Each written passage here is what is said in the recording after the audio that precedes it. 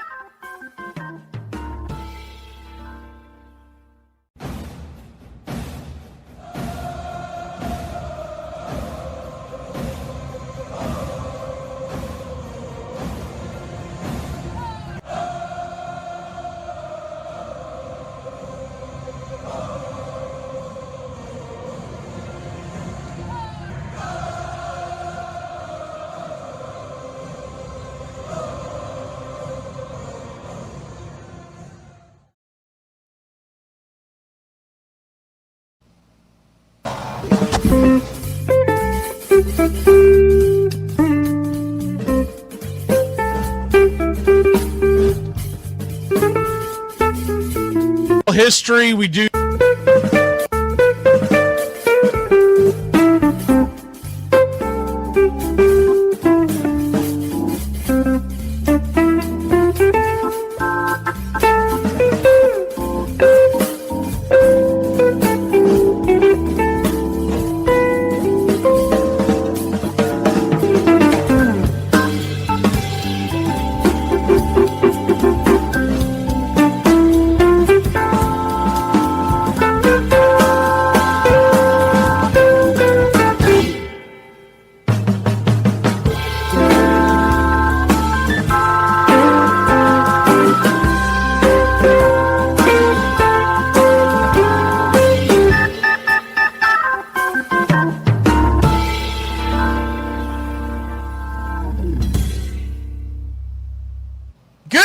Everybody, welcome to our Once Upon a Pastime series. Mac McGee here, and we are getting ready for Night of Baseball History. We do this usually on Thursday nights here in the off season. Tonight's show is What's in a Name? And what we're going to do is we're going to go through all the different names of Major League Baseball. How did they come about getting these names? I'll set the first slide up for you so you can see what's going on. And there's going to be ones that we're not going to go through because it's very obvious, right? Like, we're not going to go through why the Los Angeles Angels are called the Los Angeles Angels when the name of the city is Los Angeles, right?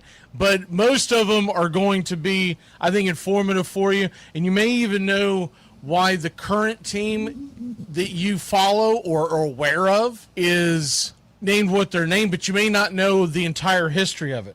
And so that's what we're going to go into tonight, and good to see some of the people jumping in here. We're going to start off, and yes, we are going to go over the Braves, but we're going to start off with the team from Brooklyn that is now called the Los Angeles Dodgers. But what you see up on your screen here is something very, very interesting on how they first started. Now, when the Dodgers, and it's going to be a little confusing because we will continuously refer to teams as who they are called today. But when the Dodgers first started playing baseball in Brooklyn, it was in 1883, and they called themselves the Brooklyn Grays. And this is very common. I didn't use a slide for this because this is a very common thing. Most teams named their team after the color of the jersey or something on their jersey, like the Boston Red Stockings, like the Boston Red Caps, et cetera, et cetera. So they were called the Brooklyn Grays, and that was because their uniform was gray and usually blue writing. That's why the Dodgers to this day have the gray on their road uniforms and have the Dodger blue that they've become famous for. But they were called the Brooklyn Grays in 1883 and then changed their name to the Brooklyn Atlantics in 1884. And that's kind of obvious on why they were doing that. They were playing in the Atlantic League. They were the Brooklyn team. What you had a lot of the things that went on. And by the way, they went back to the Brooklyn Grays for 3 more seasons, 1885 to 1887, okay? But what you had with a lot of these teams is they bounced their names back and forth, and they also tried to identify with where they were and what league they were in. It's because when they would advertise, come see the game, there was a lot of confusion because a lot of your major cities had multiple teams, kind of like the way the Yankees and the Mets do today. But at that time, it was very common to have multiple teams in your larger markets because you didn't have a lot of teams in the major leagues that played in smaller cities. So, and at that point, obviously, the larger cities were not as numerous as they are today in the United States. So you had 3, 4 teams playing in New York, Boston, Chicago, Cleveland, et cetera, et cetera, et cetera. And so they would sometimes distinguish their team by the name of the association they were in or league that they were in. And that's why you ended up with teams like the Boston Americans, because it was the Boston team in the American League. And so a lot of times what you had was you had official names, and then you had the nicknames that these teams went about with from the newspapers. And so we'll get into some of that. But for instance, it's not commonplace anymore, but let's say the Atlanta Braves started getting a nickname from one of the local sports writers and would constantly call them Team whatever, we'll just say Team X.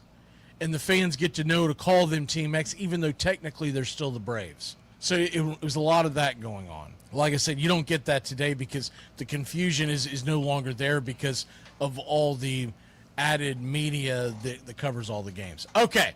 In 1888, and that's the picture that you have on the screen, they turned into the Brooklyn Bridegrooms, okay? And it was the Brooklyn Bridegrooms that ended up, the reason why they named their team the Brooklyn Bridegrooms was one simple reason, and one simple reason only. The Brooklyn Bridegrooms named their team from the Brooklyn Grays because 6 guys that offseason got married. Now, eventually they changed their name to the Brooklyn Grooms in 1891, and that lasted for 5 seasons to 1895. So you think how funny that is today that some kind of trend happens. I mean, if you're an NBA fan, it would literally be like calling one of the NBA teams involved in the banana boat incident the Banana Boats, right? Because that's where everybody goes to vacation. So this is what you had going on. And the names were very fluid, and you would see them change all the time. So from 1891 to 1895, the Brooklyn what are now the Los Angeles Dodgers were called the Brooklyn Grooms after being the Bridegrooms. So you're talking about for 8 seasons, they were either the Bridegrooms or the Grooms. Now you're seeing a trend here where they're shortening the names, right? In 1896, they went back to the Bridegrooms once again. So from 96 to 98, so realistically, 11 years, they were the Bridegrooms, the Grooms, and then back to the Bridegrooms. And so these were the official names of these teams. And what you ended up having here is that in 1899, as you can see on your screen, these are the Brooklyn Superbas, or some people pronounced it at the time Superbas. It depended on what part of the city you were from. But what you're looking at, this was a traveling circus. And the Hanson brothers, I believe it was Hanlon brothers, ended up being the guys that ran the Superbas, which was a traveling circus. Well, their new manager that came over and started running what is now the Dodgers, his last name was Hanlon. He had no tie to this traveling circus, but because of the outright popularity of this traveling circus, when Baltimore shut down their team in 1899, we'll get into that in a second, a lot of the very good players came up to Brooklyn for jobs. And so it was like melding a super team together, kind of like the Dodgers of today in Los Angeles, right? They put a super team together. But this was a defunct franchise that came up and several players joined Brooklyn.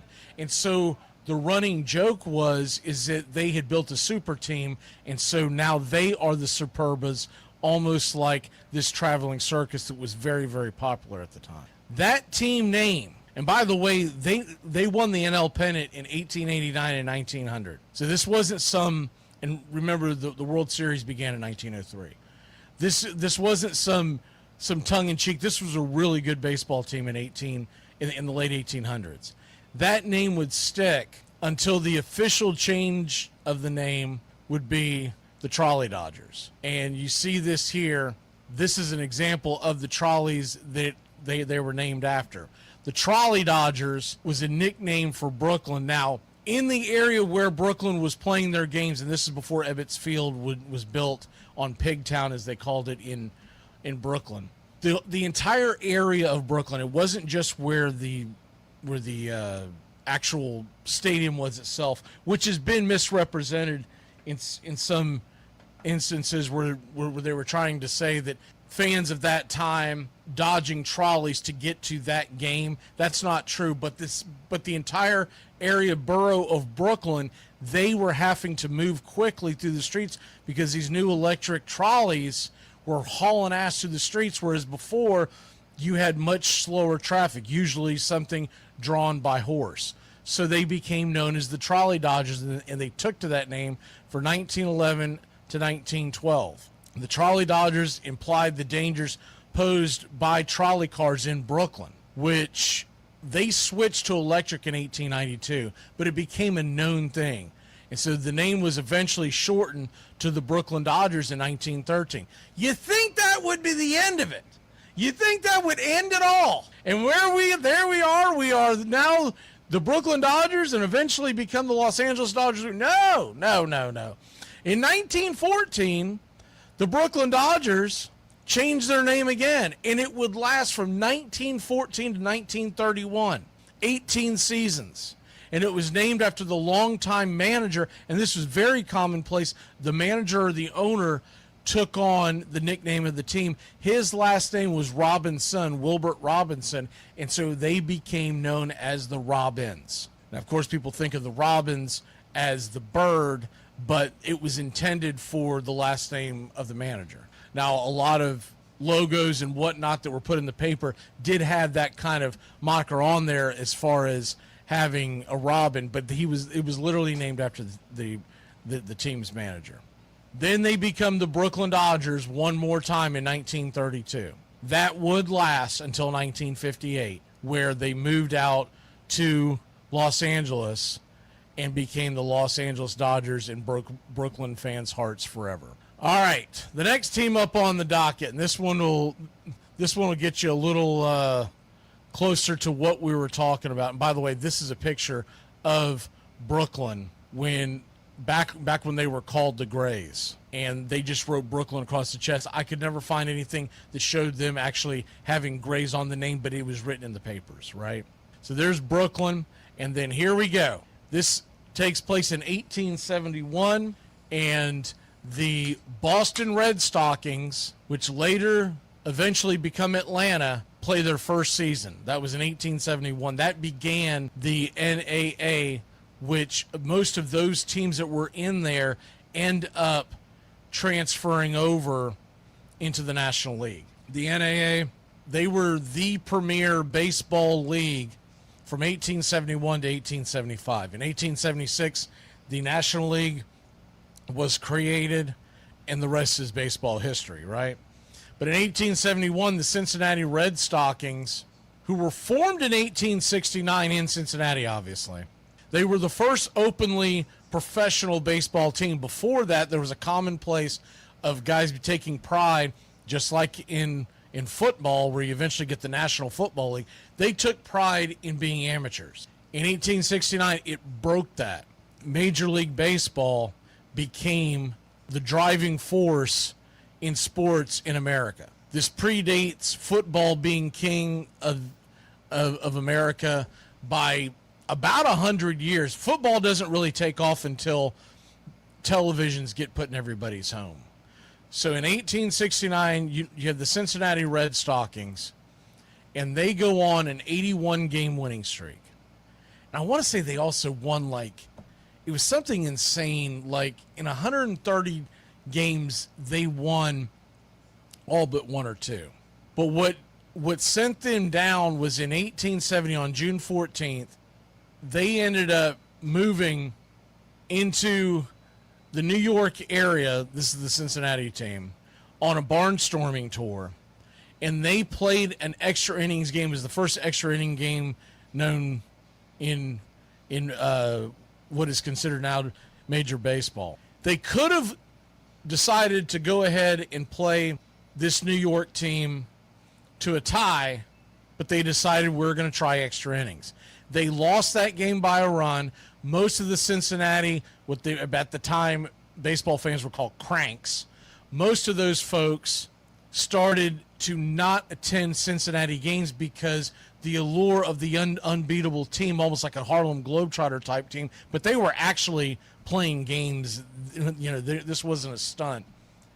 What ended up taking place was the fans quit coming to the games. And after the 1870 season, manager Harry Wright of the Cincinnati team, he moves along with his brother to Boston, and several of the players come with him. And the Cincinnati Red Stockings become the Boston Red Stockings. They are not the same ownership group, but the players from Cincinnati go to Boston. And they moved to Boston, and it was all, well, what everybody in the United States has done forever. It was because of money, right? And so they move there, and they become the Boston Red Stockings. 1871, Boston Red Stockings in the National Association, as most people called it. It was technically called the National Association Professional Baseball Players, the NAPBBP, but most people called it the National Association, the NA. And they dominated the NA. They won 4 of the first 5 pennants. And back then, that's all you could do. So when you see me reference the fact that the Atlanta Braves organization has 16 world titles, it dates back to this team. Because at the time when they won their pennant, that was it. They couldn't win anything else. There was no World Series. So they were crowned world champions at that time. The World Series doesn't come around for 30 years after these guys were playing. So the way I look at it is, and I wouldn't take it away from any of the other teams that won it, if you finish the season as the champion of your league, you're the damn champion. That's it. So from 1876 to 1882, they move into the National League. The Cincinnati Redlegs end up coming in, and they were constantly being referred to as the Red Stockings as well. While that is going on, the Boston Red Stockings changed their name to the Red Caps because there were two reasons. A, there was a belief that the dye that was being used in their socks was unhealthy, so the ownership wanted to get away from that. And then the other thing was they started wearing red caps. I believe I have a picture of it. Let me see. Do I have that? Is it this way? Yeah, there we go. So it's not a great picture, but you can kind of see where that cap is a little lightly tinted. Because of the washing, they always ended up turning more of like a light red, almost to pink, not quite pink, but when they got closer to pink, they would re-dye it. But this is a painting from that time. They stay the Red Caps for 7 seasons, and then in 1883 they become the Boston Bees, and this is a picture of the Boston Bees from that era. I'm sorry, Bean Eaters. The Boston Bean Eaters. Got ahead of myself. It was an informal nickname derived from the city's long-standing nickname of being Bean Town, so they were the Boston Bean Eaters. And the name was basically changed not only on a lot of the monikers and the marquees, but also in the papers to kind of reflect that they are no longer from a bunch of guys from Cincinnati now playing in Boston, that they are truly Boston's team. And so that lasted, like I said, all the way technically till 1908. Now, nicknames would always fold in.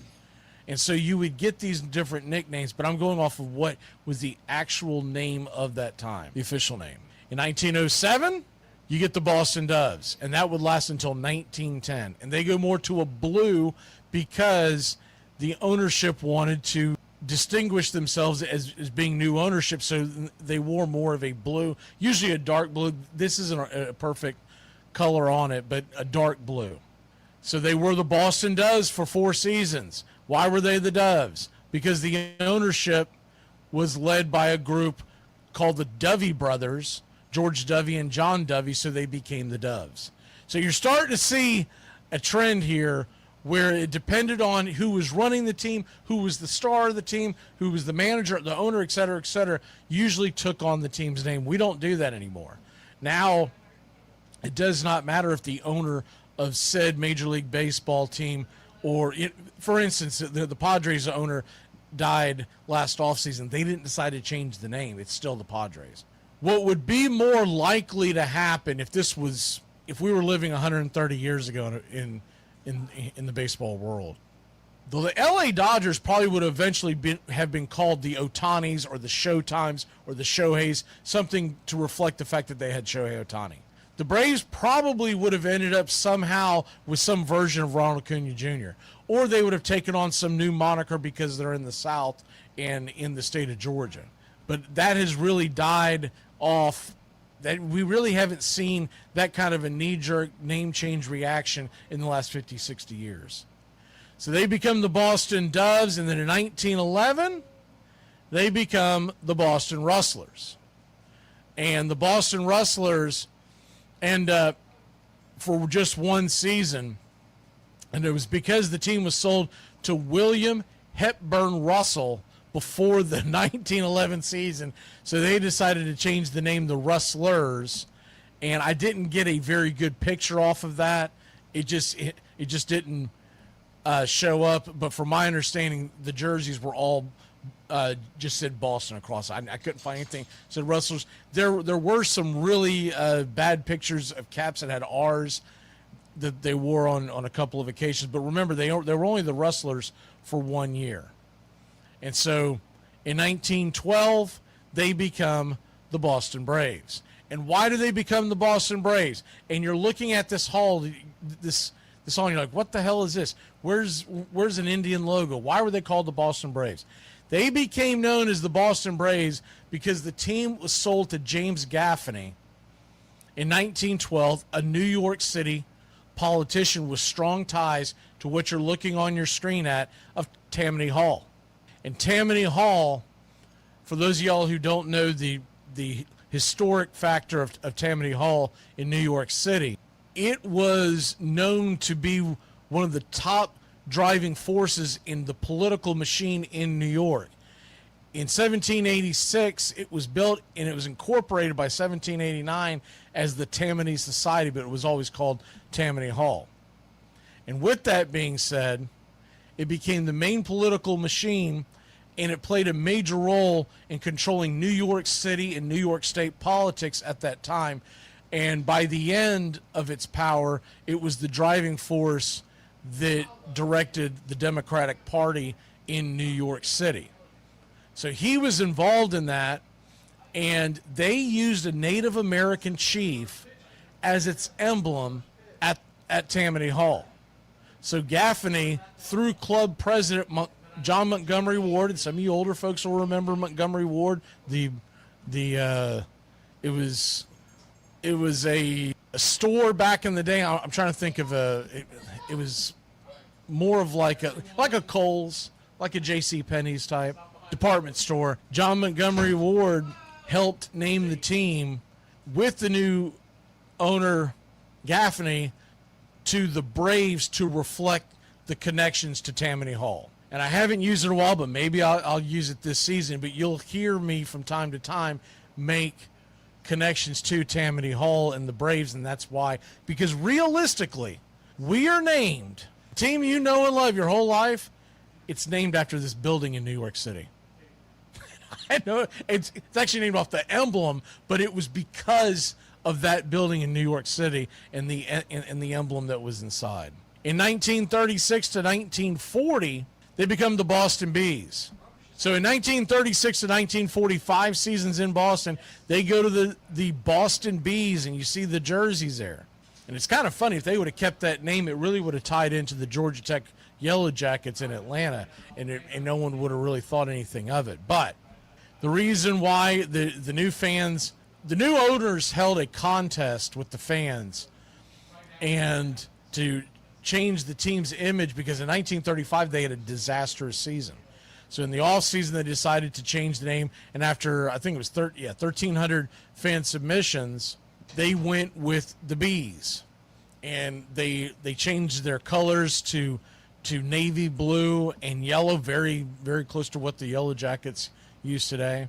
And by 1941 they have reverted the name back to the Braves because it just never stuck.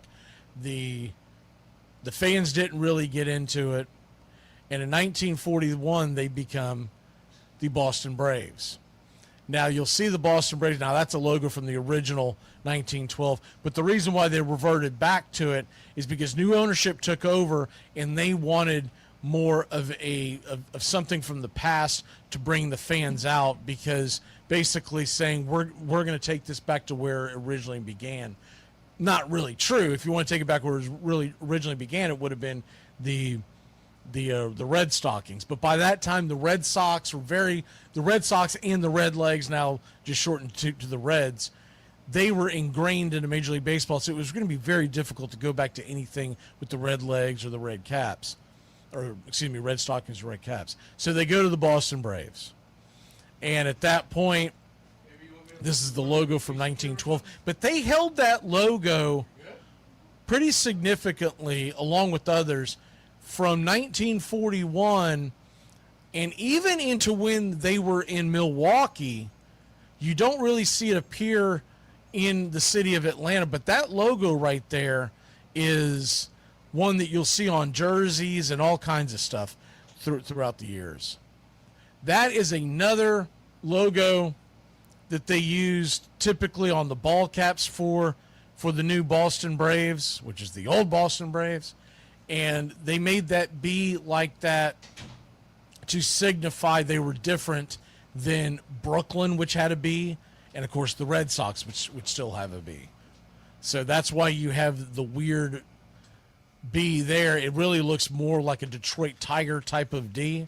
This is the reason why. It's because they were always trying to make sure that when they were trying to differentiate themselves, that people didn't get it confused. Which is really odd, because back then you didn't get a lot of jerseys and ball caps and whatnot that was sold like it is today. But they still wanted to separate themselves. We go to Milwaukee, and this is where this first shows up here, this version of the Braves logo. And it changes a little bit when you get to Atlanta in 1966, but if you look at it, it's realistically the same logo. There was just a little different coloring, and this is actually one that was being used by the 1980s, so it's a little more modernized. And then this is a look that I wanted to show you. See if I can see. Every time I do that, it moves it. But you get kind of a look at the different jerseys of the Braves of the past. And of course, most of y'all will recognize them. This, I can get this thing. Here we go. On the left, that's the old Boston jerseys, almost from the original. You got to realize in the first early days, they didn't have a lot of definition on the jerseys, so that's why a lot of these start picking up in the 20th century. And then this is a Braves in Boston jersey. And then, of course, this is when they end up in this right here, this one here on the that I'm centering in on. That is from 1957. That was the second World Series title for the Braves in Milwaukee. So there you have that. All right. Other teams of the area. From 1901 to 1965, you had the Atlanta Crackers. And they were in the Southern Association. They were a minor league team for, like I said, 65 years. And the reason why they were named that, and they played at Ponce de Leon Park, and it was a really popular fixture in Atlanta, but the term was a reference to Georgia Crackers, and it's much different than Florida Crackers. The Georgia Cracker was a term used for descendants of settlers in Georgia that became popular for the recipe of the saltine cracker. So that's why it's literally for an actual cracker when you see the Atlanta Crackers. You hear the term Florida Cracker, it was cracking the whips to move the steer throughout the state of Florida. So it's two different things, even though they sound alike, but the C and the K make the big difference. There was also, did I end up getting a good logo for that? Yeah, there it is. This is the Atlanta Black Crackers, and they were the Negro League team in Atlanta. And you'll see this a lot with the teams of that time in the Negro Leagues. They wanted to have a tie to get fans to come to the team, but they also wanted to make sure that you understood that you were going to the Negro League game. So that's the Atlanta Black Crackers. The Atlanta Crackers logo is very similar. The Black Crackers played from 39 from 19 to 39. So 1919 to 1939. And then there was a second franchise that used the same name from 1943. I believe it was I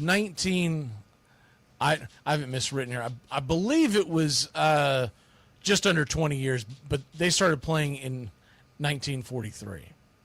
See if I have anything else in here. I think that's it.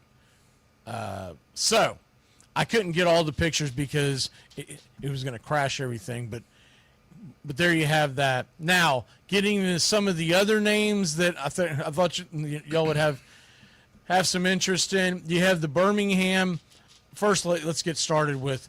In 1918, there was a Negro League team, and they named their team the Black Giants. That was named after the Nashville Standard Giants that became the Nashville Elite Giants, and then eventually in 1938, I think I missaid that a second ago, 1938, the Baltimore Elite Giants end up going, and so they ended up playing from 1919 to roundabout, it was close to 50 years. The Birmingham Black Barons originated from the city's industrial heritage, and I know you've heard of the Birmingham Black Barons, or at least if you've been around any kind of baseball and Negro League baseball, they are very well known. You also had the Birmingham Barons themselves, okay? But the Black Barons and the Barons were named after the coal barons in the late 1800s in the city of Birmingham. In 1885, now this one I found very interesting because I always wanted to know why they were called this. In 1885 to 1915, you had the Cuban Giants, and they were a Negro League team. And they ended up calling themselves the Black Giants to differentiate themselves from the New York baseball giants of the major leagues. But then there was a team that came around. This is the confusing part. Just 2 years after the Cuban Giants, and they were, and by the way, that was a way to try to appeal to the white crowds in the area to try to get them to go to games. They were not from Cuba. They were African Americans, black Americans. And they were playing in Trenton, New Jersey, and they were trying to get folks to come to the games. And so they were referring to themselves as Cuban. And then you ended up having 2 years later another team in the Negro Leagues with a lot of their players that left for more money. And they started calling themselves the Cuban X-Giants, which is really strange because you think about it, it would literally be the equivalent of nowadays if Freddie Freeman joined the Cubs and the Cubs quit calling themselves the Chicago Cubs, but because he's up there with Dansby Swanson, maybe Max Fried goes over the Cubs and they start calling themselves the Chicago Ex-Braves. It's the same exact thing. And so also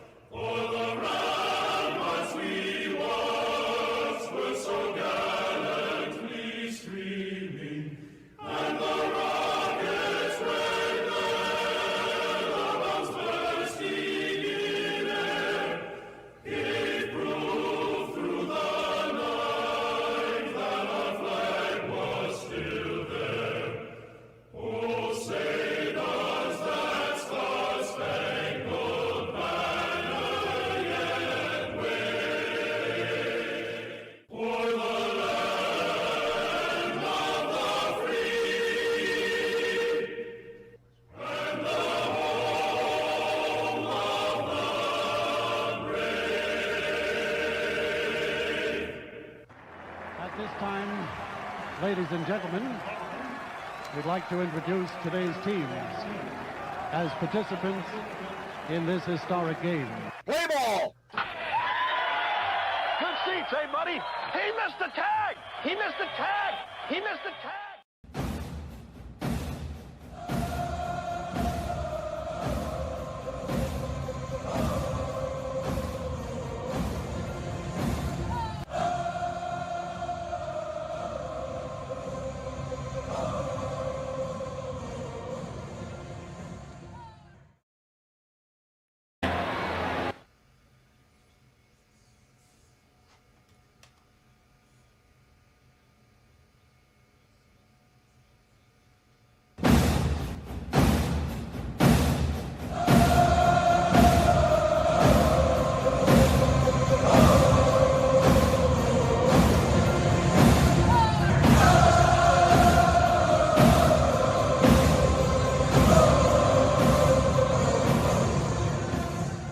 On a beer? 7 o'clock in the morning. Scotch? Hey, howdy, hi, and how the hell are you? Pull up an armchair, girls and boys. Pour you a cold one. It's time for Braves Country Baseball. You're listening live, and the Atlanta Braves are on the road again. We're set for pitch-by-pitch, play-by-play, the classic call, Braves Country Baseball. Hi, I'm Mac McGee. It's time to put it all aside for what should be a great game here on the Diamond.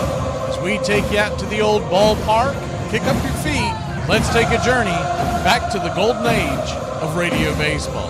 We'll do our best to paint the picture as the game goes along. Roll call is on the way. It's time to join the country club, join in the fun. It's time to chop along. Go ahead and put your game face on. Here are the starting lineups for today's action. Leading off for your Atlanta Braves, playing left field, it's Mauricio Dubon. Batting second, the center fielder, Michael Harris II. Batting .306 with 13 home runs on the year. Batting third, playing first, Matt Olson. 272 average, 902 OPS, 19 home runs. Batting cleanup, playing second, Ozzie Albies. A 280 average, 778 OPS, and 10 home runs on the year. Batting fifth, the designated hitter, Dominic Smith. The Dominator has a 291 average with 6 home runs and a 782 OPS. Batting sixth, playing third, Austin Riley. 3 home runs, a 206 clip, 636 OPS, and 8 home runs swatted over the fence. Batting seventh, the Yaz. In right field, a 234 average and a 672 OPS. He has 3 home runs this year. Hassan Kim batting eighth and playing short. No home runs, an 096 average and a 271 OPS. Austin Wins, a 217 OPS and an 082 average. Neither man has a home run. On the mound for your Atlanta Braves, it's Spencer Strider Day. He'll be going head-to-head with Nolan McLean. Spencer Strider, 4-1 with a 4.00 ERA, 36 innings, 43 strikeouts, and a 1.28 whip. Nolan McLean, the young right-hander, probably the most talented pitcher in the Mets organization, is 3-4 with the 3.98 ERA. 72 innings, 82 strikeouts, a 1.11 whip. Backing up McLean in the bottom of the first inning, leading off and playing right field, Carson Benj. A 260 average, 714 OPS. He has 7 home runs on the year. Bo Bichette batting second, playing short. 227 clip, 6 home runs, a 906 or 607 OPS. Juan Soto batting third, playing left. 14 home runs, 277 average, and a 906 OPS. Young is batting cleanup and playing first. An OPS of 890, a 288 average, and 4 home runs. Another rookie, A.J. Ewing, is in center field. He has 1 home run on the year and a 263 clip. Marcus Semien at second base, batting 220 with 8 home runs. Beatty is at third with 3 home runs and a 228 average. MJ Melendez, the designated hitter, with a 200 average and 4 home runs. And Torrens is behind the plate. He has 1 homer and a 214 average. Calling balls and strikes behind the plate tonight, it's John Bacon. Your first base umpire, Alan Porter. Second base will be manned by Roberto Ortiz. And down the third base line, it's Jim Wolf. Your Atlanta Braves are plus 111 on the money line. Mets minus 120. New York the favorite. The over-under is 8. Our pick to click tonight against the youngster McLean. Go ahead and give me Michael Harris. They took him out of the leadoff spot. I don't think he really plays there well. He does much better second and below. We'll take Michael Harris. He's kind of due. He's been a little quiet at the bat here recently. We'll take your Atlanta Braves to win this one in a fairly high-scoring game, but with the rain delay, you could get a lot of quick at-bats. But we still think you'll get some runs tonight. Give me Atlanta 5-3. We got on this team is a bunch of and a booger-eating moron. That booger-eating spaz make me want to puke. Keep playing like this, will be the laughing stock of the league. All right, boys, let's get back to basics. This is a baseball. The object of the game is to keep the baseball within the confines of Braves country.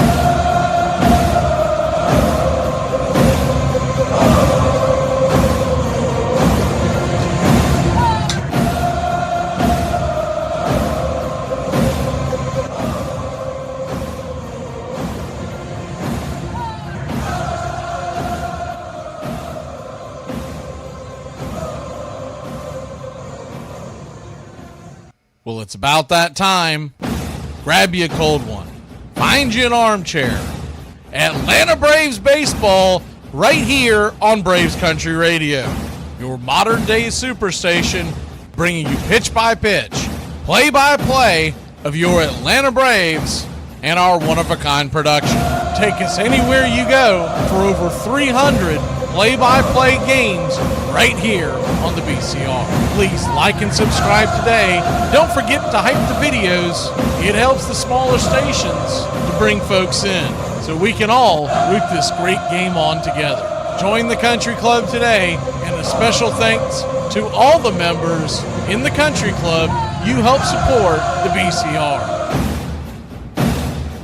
Get this bus moving. Stop. Come back. Too late. Roll call! Yeah, roll call! You're in Braves country. Roll through these fast because we got the game starting here in just a bit. Good to see you, Spaceman Ladarius. Sleepy Toe.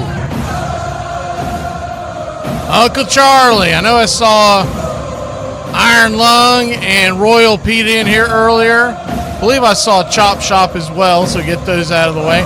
Mark, Ricky, Ricardo, Lucy, he's home. There's Iron Lung. Spaceman. I beg your pardon, we didn't promise you a rosemary garden. Anthony, good to see you.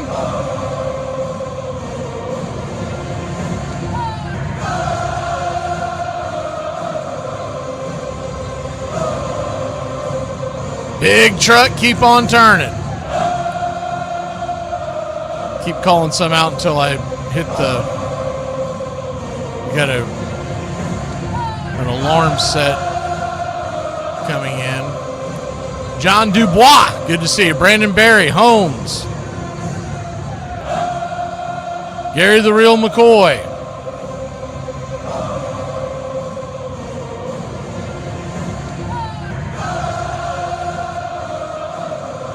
We'll be right back in a flash here on Braves Country.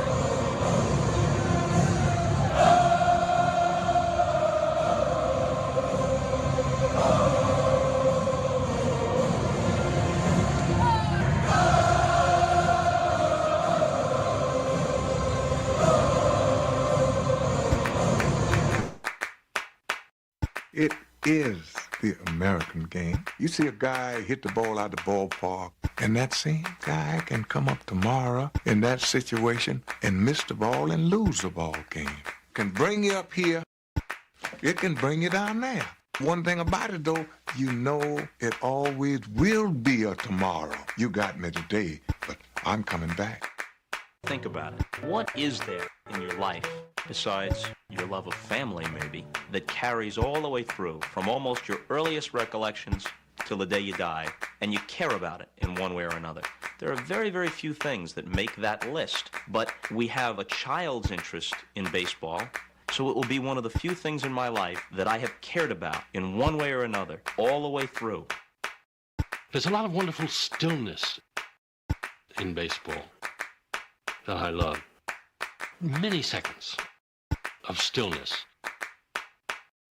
When the pitcher has got the sign, the batter is crouched, the ball players all lean forward with their hands on their knees, and then very shortly the ball is delivered. But in that tiny period when the pitch and the fever of the crowd is tangible, there's a moment of absolute stillness that I treasure. The best of us keep as much of that childhood with us as we grow into adulthood as we can muster. And the most creative, the most happy, the most fortunate of us are those who don't lose the sense of play. And even after we're past the point of being able to actually play the game with any skill, if we love it, then it's like Peter Pan. We remain boys forever. We don't die.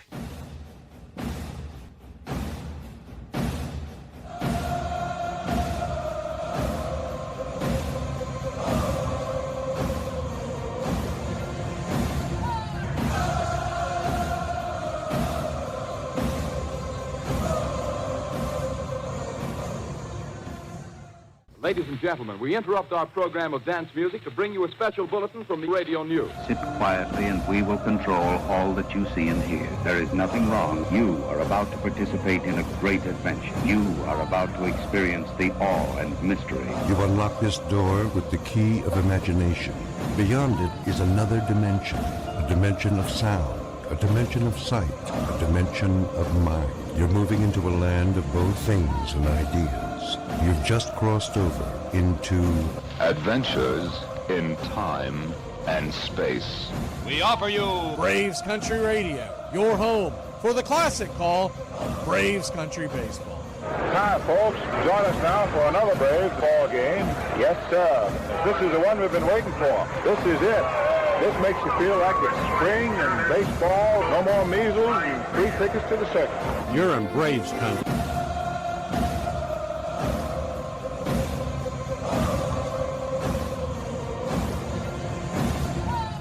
This is a reminder. Disorderly conduct will not be tolerated.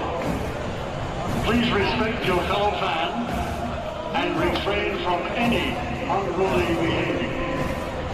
Failure to comply with these guidelines will result in ejection.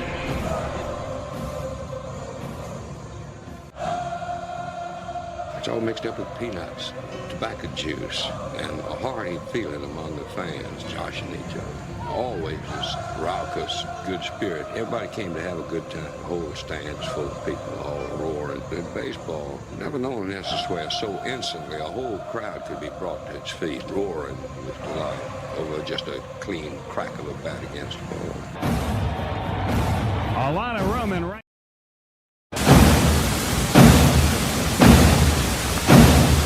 And now here's Ollie with the Braves Country Radio weather forecast. Ollie? It's gonna rain! Thanks, Ollie. We've been through every kind of rain. It even rained at night. Then, just like that, somebody turned off the rain and the sun come out.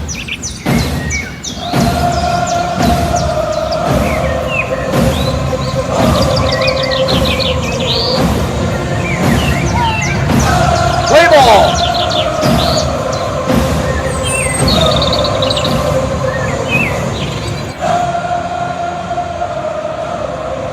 New York Mets are going to be wearing their black tops with Mets written in blue, outlined in orange. Black ball cap, the interlocking NY representing the city of New York.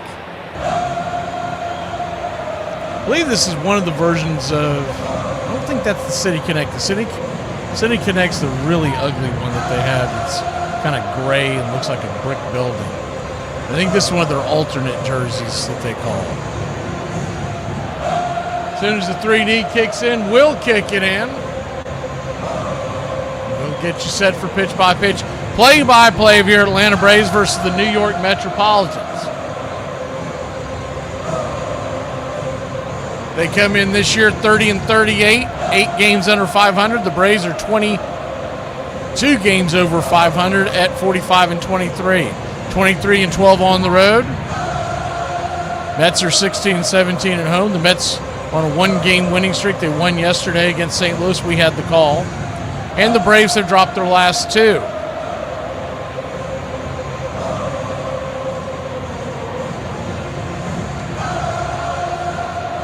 Atlanta Braves are wearing their road grays. Atlanta across the chest in red, outlined in navy.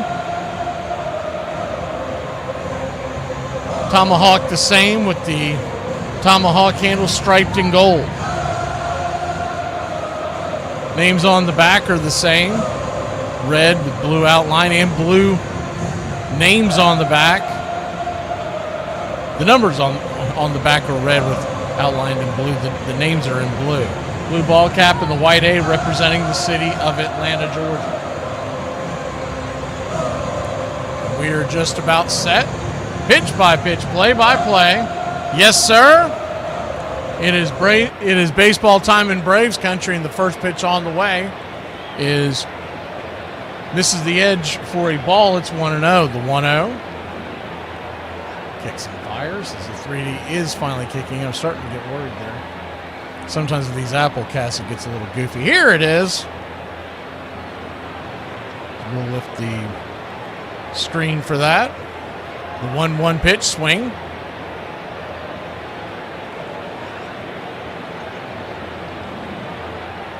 We'll try to line this up. Pitch on the way, swung on, and bounce over to second. It's going to be a 4-3 put out. Simeon to Young, and there's one away.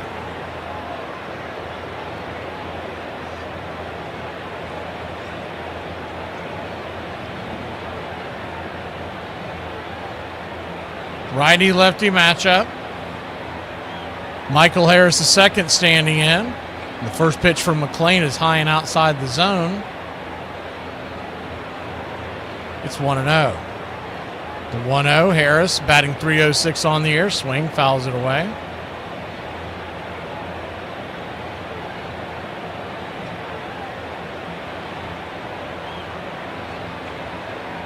Braves nothing, Mets nothing, just getting going here. Infield back into the right.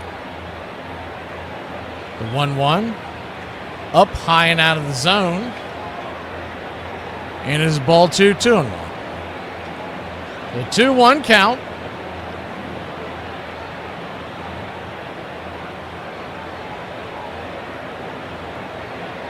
McLean comes set. Turns and kicks. Swing and a miss.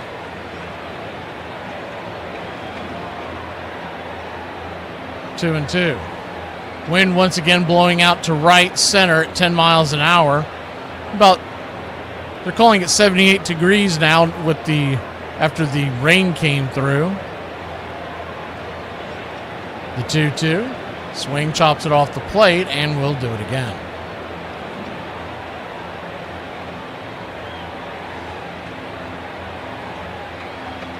Standing on deck is Matt Olson.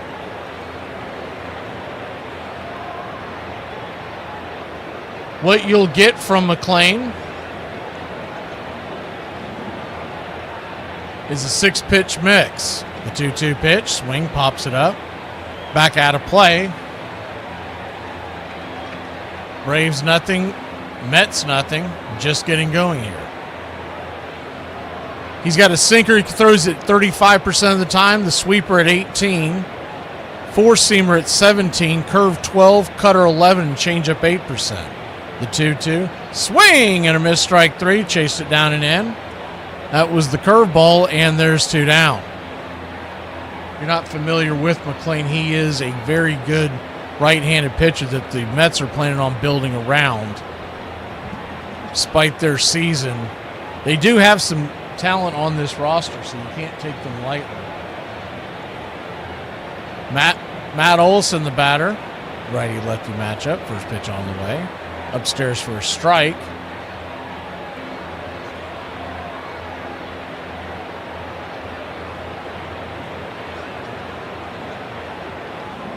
The 0-1 to Olson. Kicks and fires, swing and miss. Blew the cutter right by him. 0-2. So the sweeper comes in at 83 and the cutter at 93 as Olson takes his step out. Much like we tried to warn some folks with the White Sox, you can't take these teams lightly, and some people have some crow to eat. The 0-2. Caught looking, strike three, and that'll end the inning. McLean goes through the Braves order, 1-2-3. It'll be Strida's turn when we return here in Braves country.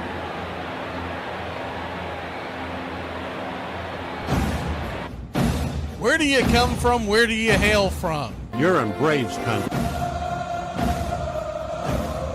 It's always great to hear where everybody's listening here in Braves country.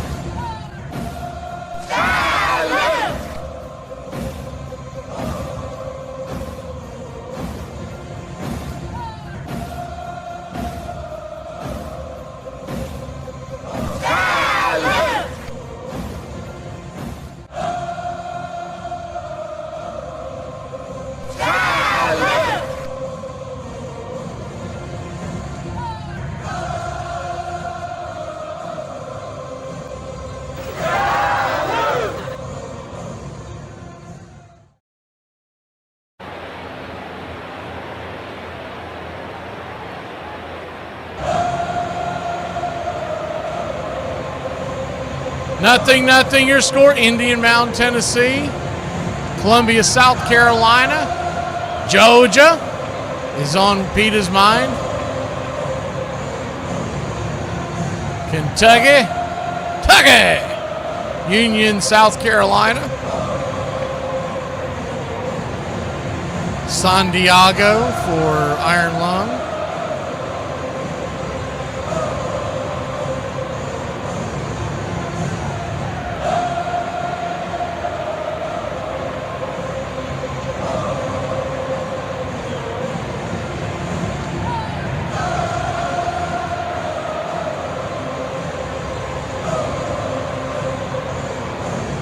Lawrenceville, Elbert. Florence, South Carolina.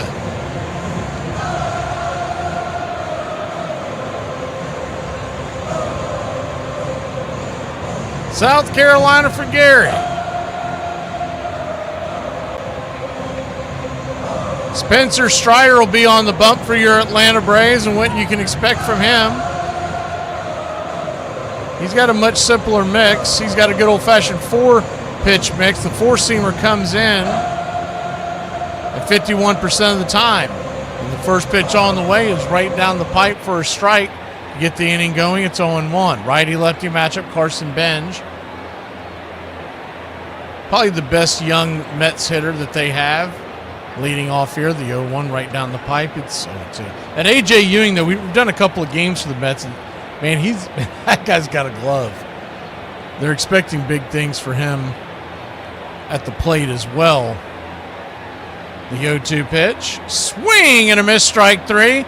And Spencer Strider blowing him away.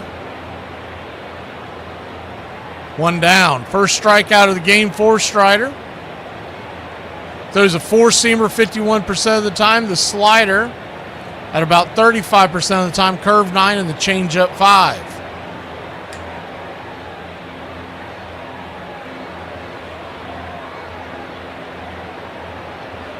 Righty-righty matchup. Bichette, the batter. First pitch.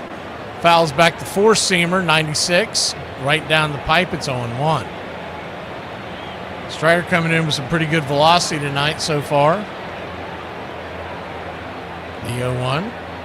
Swing. Fouls that one back. It's 0-2. He's gone fastball.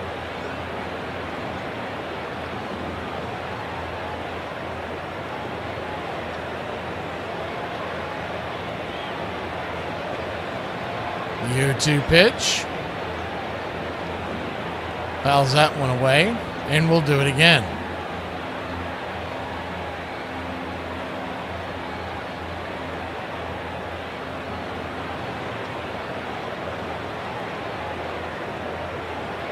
The 0-2 swing. That ball's belted. And she gone. That one was jammed right down the throat of Spencer Strider. A 383-foot blast. And the Metropolitans have taken a 1-run lead. He left that right up there in his wheelhouse.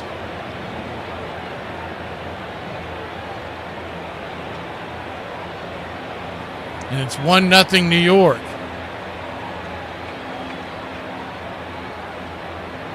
Bichette getting the high fives into the dugout. As Juan Soto stands in, taking his final warm-up swings. Mets wear some kind of a Spider-Man mask to celebrate a home run. First pitch on the way is high and out of the zone. 4-seam fastball, 95 miles an hour, well out of the zone. It's 1-0. The 1-0. Brings it. Swing and a miss. 4-seamer. 1-1. So 1-1 count. Soto batting .277 on the year. He's got 14 home runs. The 1-1 from Strider. Curveball fouled back over the third base dugout. 1-2. Mets 1, Braves 0. Just getting started here.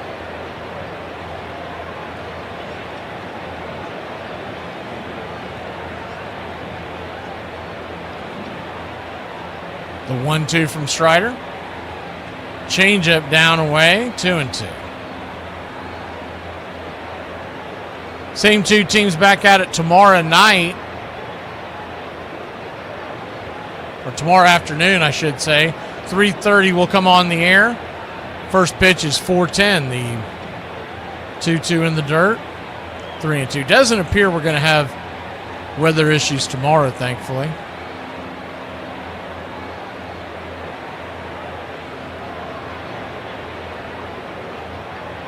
The 3-2 pitch. Kicks and fires. Swing, and that ball's torpedo. That ball's high. That ball's deep. She gone. That ball was rocketed out of here. It wasn't hit high, but man, did that leave in a hurry.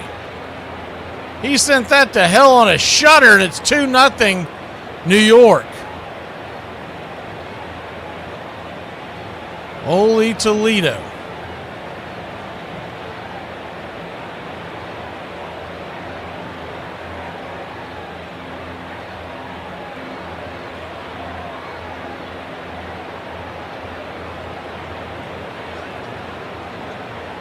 .383 feet on that one, and the Mets take a 2-run lead.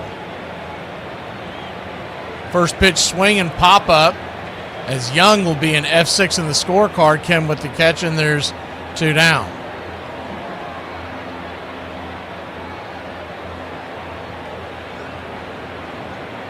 Mets 2, Braves nothing. Still a long way to go in this one. Just getting going here.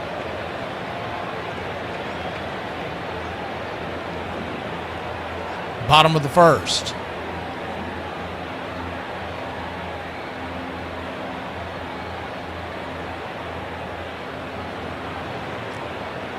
First pitch on the way to A.J. Ewing is a slider for a strike. It's 0-1. The 0-1.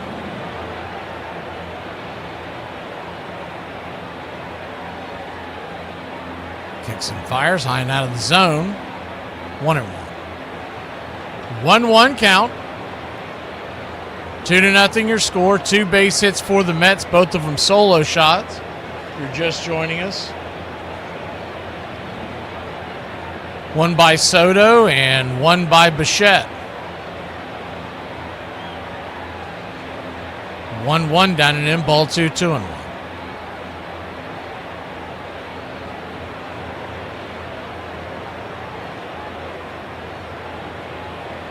The 2-1 pitch, swing, pops it up, back out of play, 2-2.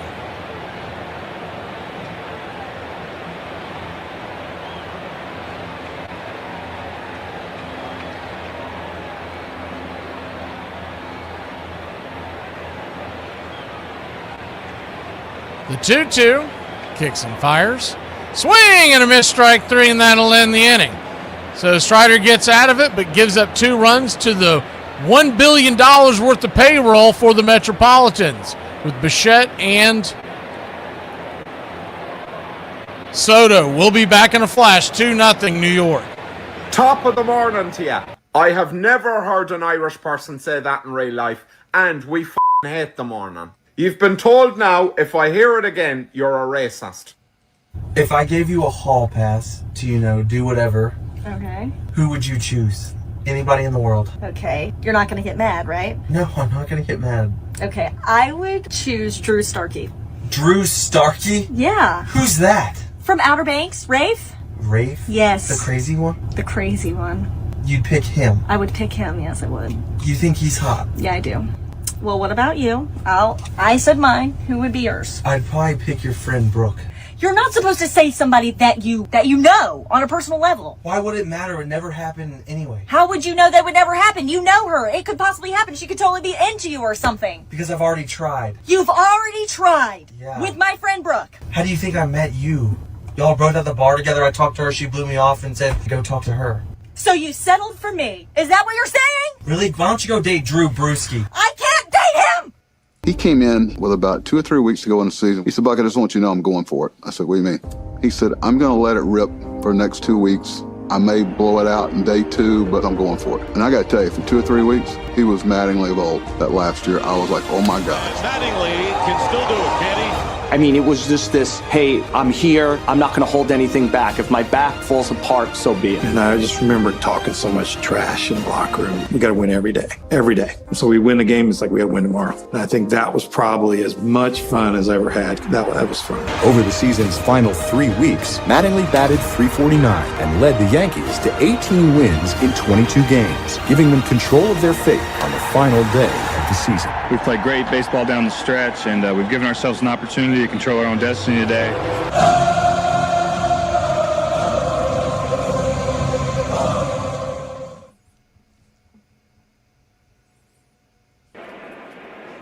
Welcome back. 2-0 New York.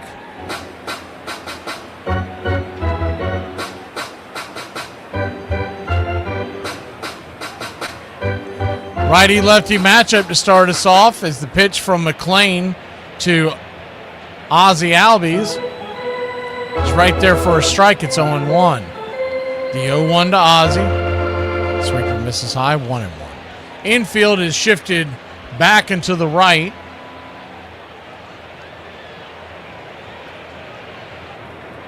The 1-1 misses high, 2-1.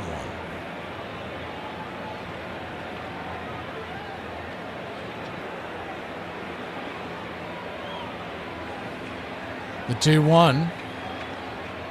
McLean turns and kicks, and sinker misses ball 3-1. So a 3-1 count. Brings it, swing, whistles it back foul, full count.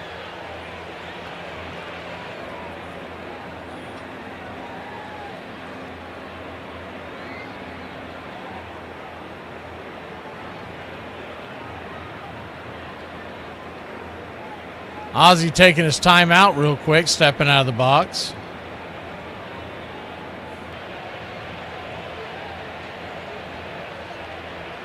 The payoff pitch.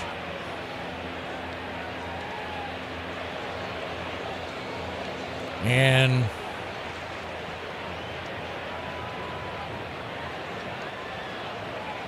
Ozzie stepping out once again. That first one must have been called by home plate umpire because you don't get two timeouts in the same at bat.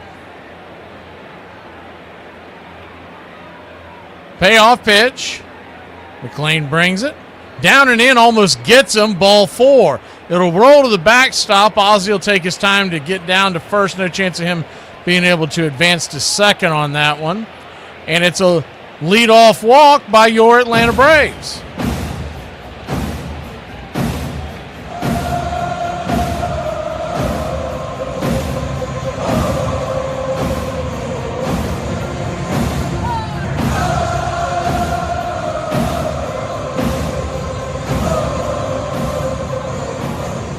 One down, one on, infield back into the right. Dominic Smith coming to the plate. The Dominator. Batting an impressive .291 to start the season. First pitch, upstairs for a strike, sinker. It's 0-1.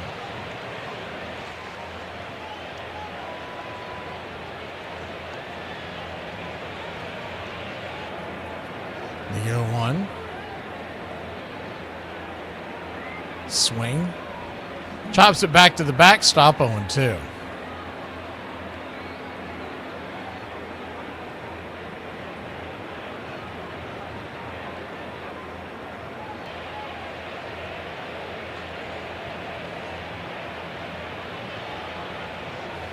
The 0-2 to Dominic Smith. McLean sitting at 21 pitches, so very economical so far. They're going to flip it over to first real quick. That ball's going to go off the glove. It goes off the glove of Young, and Ozzie Albies cruises down to second.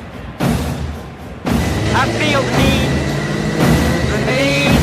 for speed.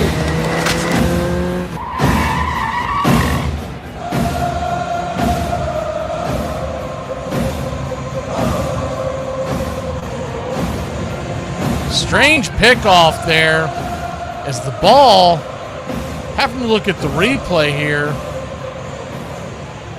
I mean, I guess Young just whiffed at it. There's not really a great explanation on what happened there. Righty-lefty matchup.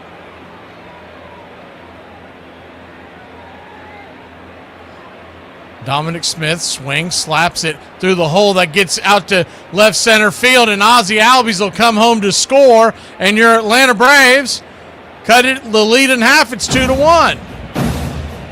This is a time for leaders to step up. Make us believe again.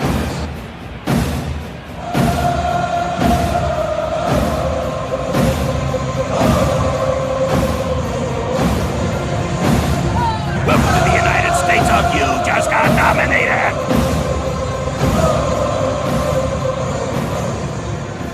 Good piece of hitting there by Dominic Smith against the shift. They were playing him back into the right, and he just kind of corkscrewed it to the left. First pitch to Austin Riley is a sweeper in for a ball. It's 1-0. Mets 1, Mets 2, Braves 1, top of the second, the 1-0. Misses high and inside, ball 2, 2-0. 2-0 count.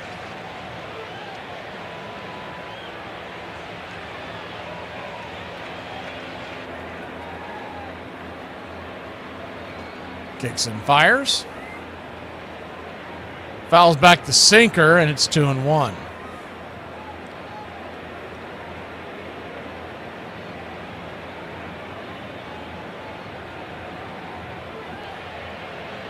The 2-1 count.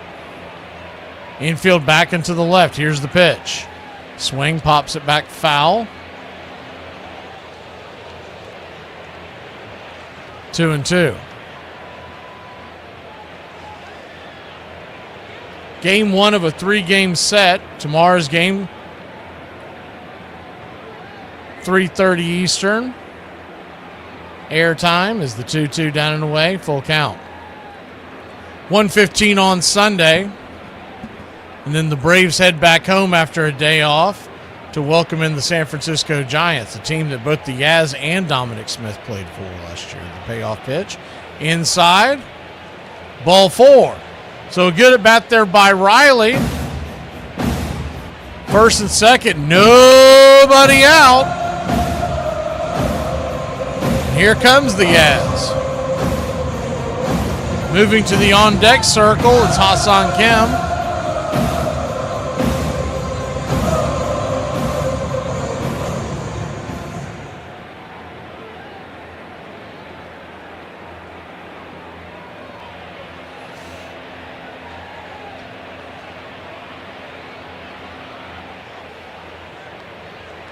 Quick mound visit out there by the Mets.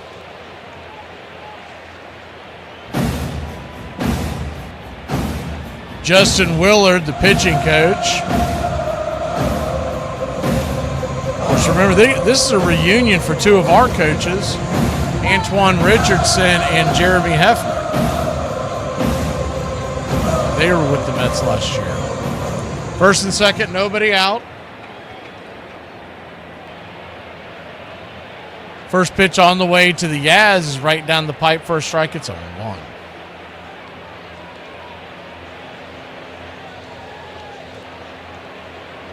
The 0-1. Brings it. Curveball down and in. 1-1. Nobody out here. The Braves got one across. Trying to take advantage of the opportunity here that lays in front of McClain, the 1-1 pitch. Swing, swats it back foul, sinker. That came whistling in at 95.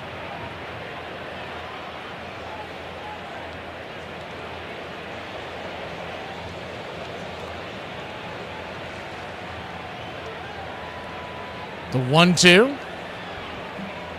Comes set, looks back the runner at second, the pitch in the dirt. It's a curveball, and it's 2-2. So that'll even up the count. Deuce is wild here. 2 on. A 2-2 count. Braves trail 2-1. On deck is Hassan Kim.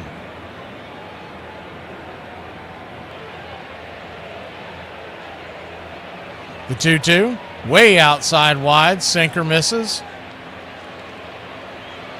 You got a full count now. He has got to be ready to protect the plate, but he's got to be sitting a little dead red here. The 3-2 pitch. Swing hammered down the right field line. Underneath the diving glove of the first baseman, Young. Here comes Smith around to score, and your Atlanta Braves have tied it up. The Yaz! Yahtzee, baby! 2-2! Yes, put everything We on ain't it, through. don't hold back anything. Yabba, dabba, do. Yahoo! Ball was smoked under the glove of Young. In fact, Riley had to do a little bit of a stutter step to make sure the ball didn't hit him. He made it over to third anyways. So first and third, still nobody out. Hassan Kim, the franchise, stands in. First pitch on the way. High and out of the zone, it's 1-0. Speed on the base paths.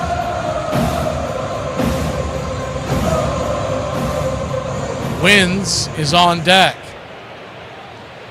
The 1-0. Inside.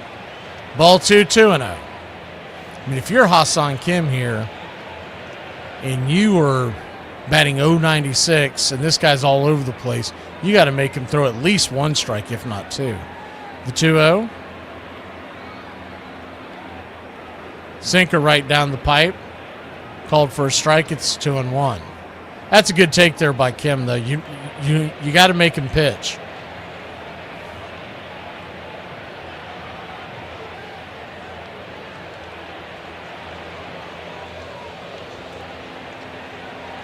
The 2-1 high and inside, 3-1. So a 3-1 count.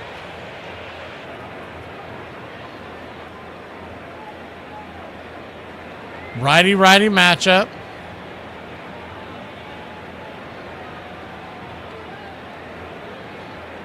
Pitch on the way. Swing! Pops it up. Will it stay in play? Bending over towards the third base dugout. It will not. 3-2.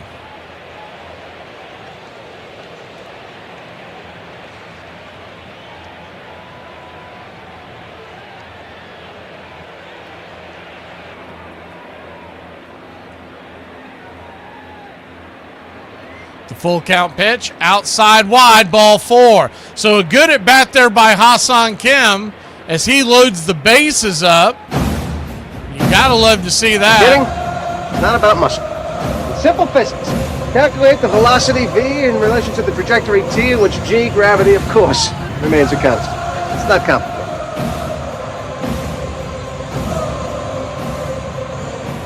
Bases loaded. Austin Wynn, the batter. Righty-righty. First pitch is right there for a strike. Pitch was well inside, by the way. It's 0-1. Wins isn't going to challenge it, but that was a ball 100%. I can understand Wins being a catcher, wanting to save those challenges, and he's only batting .082 on the year, but that's frustrating as the 0-1. Check swing went around, chased a sweeper, well out of the zone. Darn near pitch-out territory. It's 0-2. So an 0-2 count.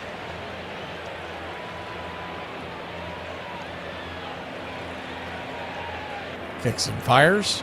Swing. Bangs that one foul. Pulls it down the third baseline. We'll do it again. Wynn's not much of a bunter, so you can put that one to rest, but wouldn't that be nice if he could pull it off?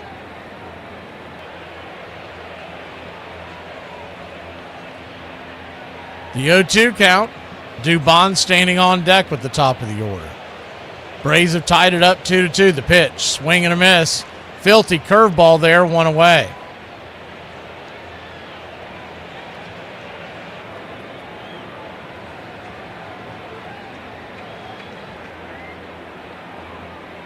That's probably the best one he's thrown all night.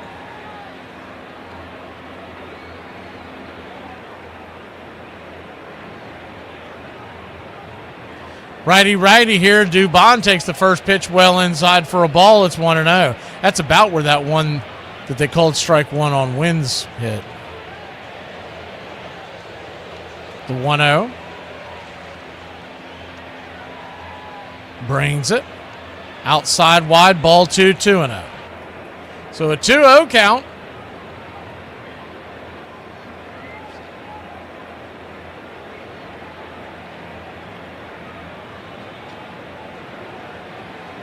They've got a lefty already warming up in the pen. McLean, wheels are falling off here. He's at 47 pitches. The 2-0. Way outside wide. Ball 3-0. Man, you'd love to run this guy out of the game before he could get going. We're set to face Freddie Peralta, too, on Sunday, and he has always been tough on the Braves. The 3-0. Oh, come on. If he's watching the ball, that's ball 4. He takes it for a strike, but the problem was, if you were paying attention on there, Mauricio Dubon didn't even look. The 3-1 pitch. Popped it up. Gave that at bat away. It's going to be an F3 in your scorecard, and the game is still tied. He does that from time to time, and I don't know what that is, but he steps out during a pitch, and I guess he thinks it's going to help him, but there it hurt him for that strike 3. They're replaying it, and, I mean, it is 3-4 inches off the plate, but he's not paying attention, so, of course, he's not going to challenge it. That would have been a run right there had he challenged it. Bases loaded now. Harris has to get a base hit to get someone in, or a walk, or some kind of an error. As the first pitch is right there for a strike, it's 0-1. Righty-lefty matchup. The 0-1. I don't know what that was, Truck. That's dumbfounding. Kicks and fires in the dirt. Good backhanded stab there by Torrens from keeping that from going to the backstop. That's one of those lucky ones because he wasn't set up to block it. He just backhanded it. 1-1 count. Brings it. Swing chopper over to first. Just foul. That would have ended the inning if that ball was fair. And we'll do it again. We do have an eye on the USA soccer game, so when they score, we will let you know. In fact, we even came up with the USA chant to play when they score. So anyone who is keeping an eye on that, don't worry, we've got you. The 1-2. Bases juiced. Harris digging in. 0 for 1 on the day with the strikeout. They got him with the curveball the first time, the 1-2. Flips the four-seamer out and away. Foul down the third base line, and we'll do it again.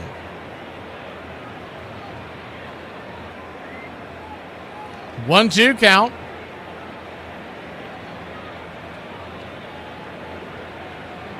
Two to two your score.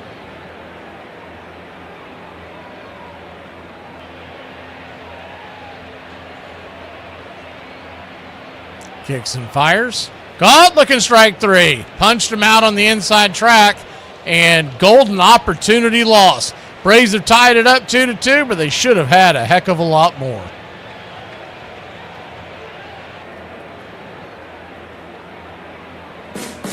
What's for dinner?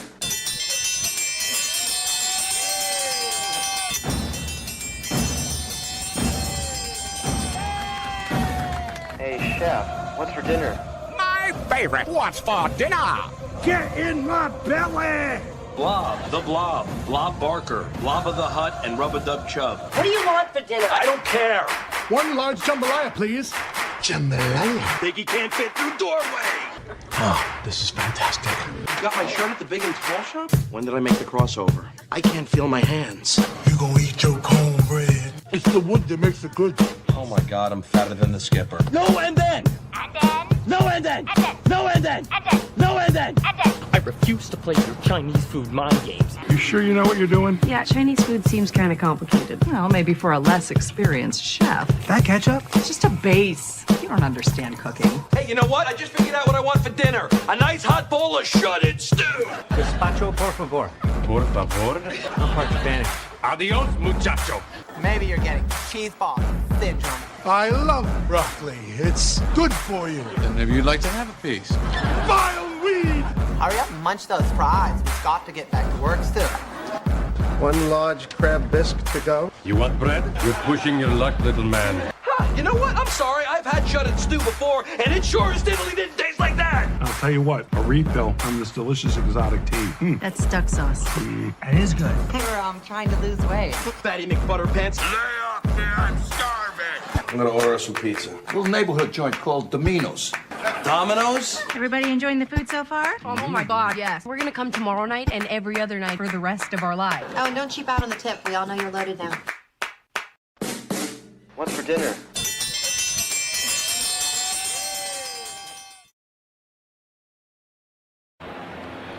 Welcome back.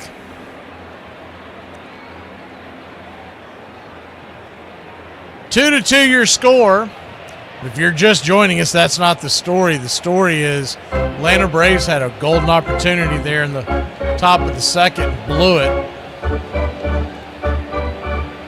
Should have had at least one more, probably two or three. Marcus Semien will lead it off for the Mets. The Mets hit two solo shots on Spencer Strider to start the game. First pitch is down and away for a ball. Four-seamer in the dirt. It's 1-0. The 1-0.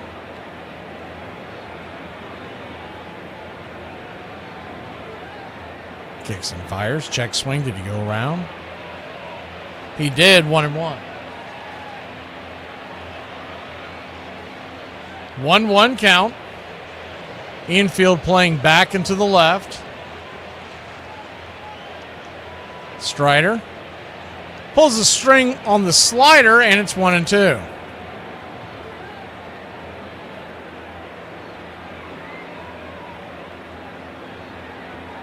That one by, the at bat by Dubon will just drive you nuts. Is the 1-2 out and away, 2-2. And I've seen him do it before. By the way, good news for USA Soccer. 1-0 USA over Paraguay. 7 minutes into the first.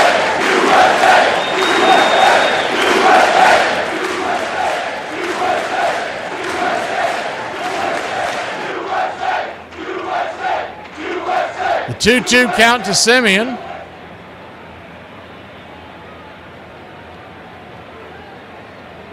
Brings it. Oh. Wins is going to challenge us. That looked like it hit the bottom of the zone. We'll see what happens here. Very close pitch. Not an egregious. And he did get it right. He's been pretty good with those. He'll probably continue to get at bats as long as he's doing that with the ABS.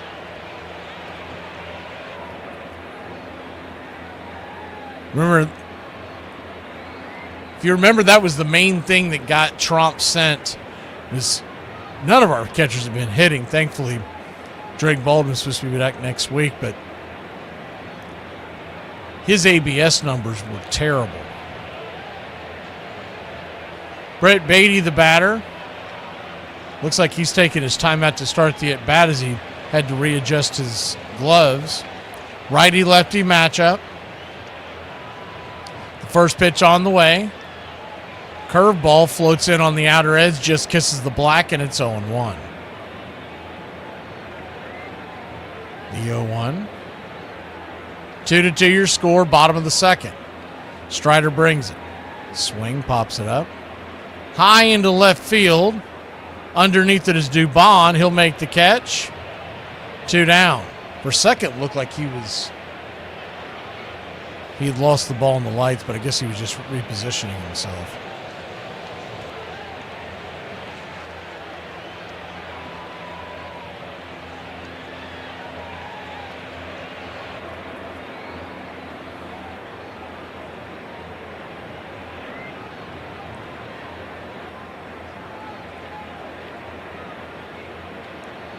Time is called as MJ Melendez stands in. Righty-lefty matchup. Second batter in a row that had to readjust his gloves getting into the box. The first pitch, swing and a miss, slider. It's 0-1.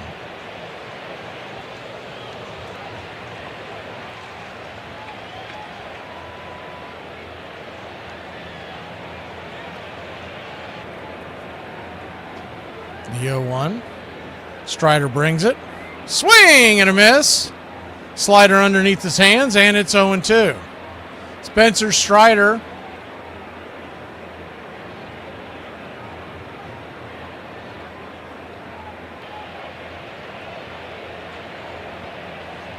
.30th pitch of the night. Curveball down and in, 1-2. So a 1-2 count.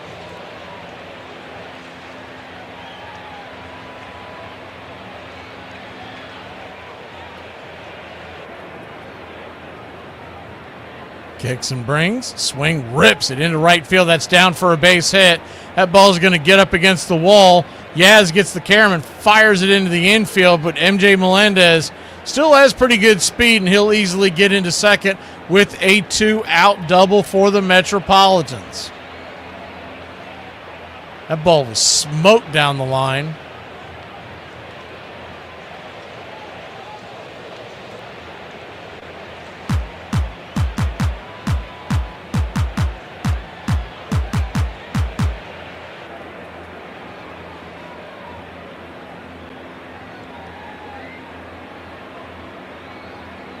Two to 2 your score. Bottom of the second, 2 outs. Deuce is wild here.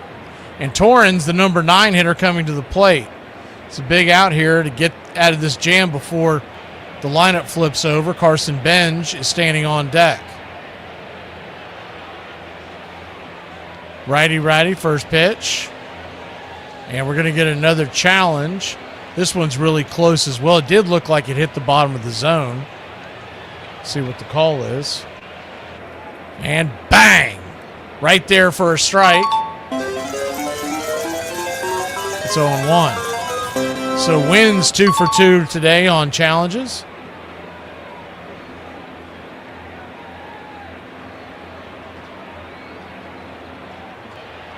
The 0-1. Outside, down and away, 1-1.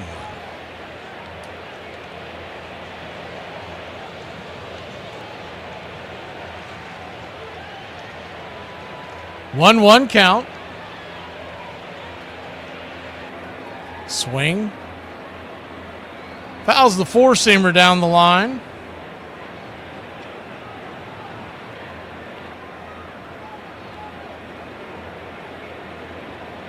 So it's 1-2, a 1-2 pitch.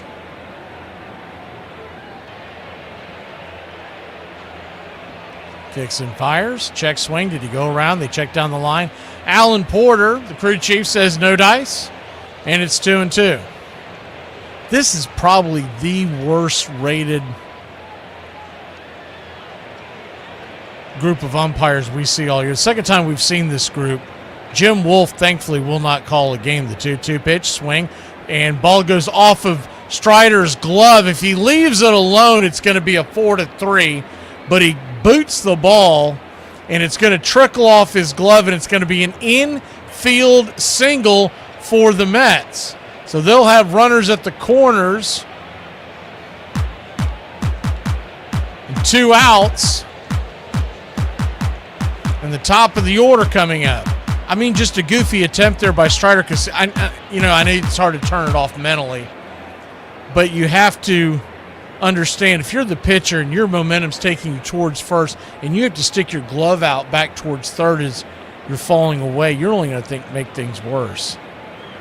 The infield had him played perfectly behind it, would have been a fairly easy out, especially with the catcher running. Carson Benj, the batter, first pitch, takes a slider right there at the knees. It's 0-1.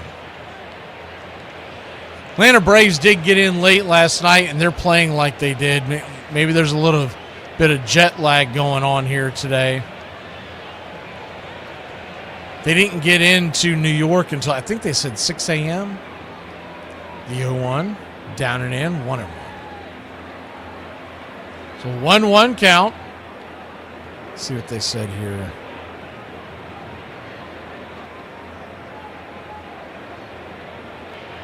Just before sunrise, so yeah, somewhere around the 6 a.m. time period. The 1-1 inside gets him in the chicken wing, and he'll head on down to first. So the bases are now loaded. 2 outs still. All this has happened with 2 outs, and Spencer Strider is in big trouble.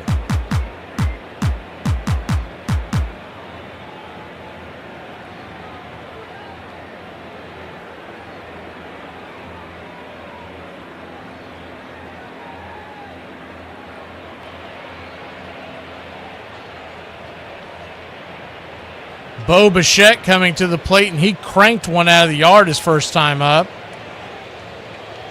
Juan Soto stands on deck.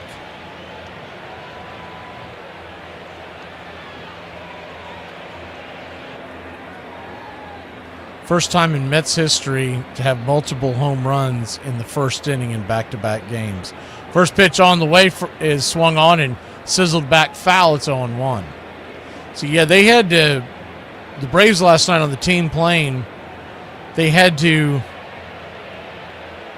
fly over to Indianapolis because of the weather and then took a charter from Indy to New York, and that's why they didn't get in until sunrise today. The 0-1 swing, lifts it high and deep into right field, going back on the track, and she gone. A grand slam just shot down the throat of Spencer Strider,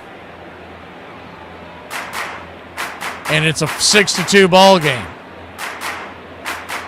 He never pitches well against the Mets, and tonight is no different.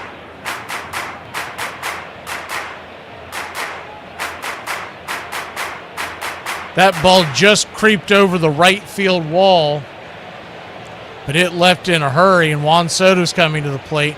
341 feet, if you can believe that's a home run. But nonetheless, it's 6-2.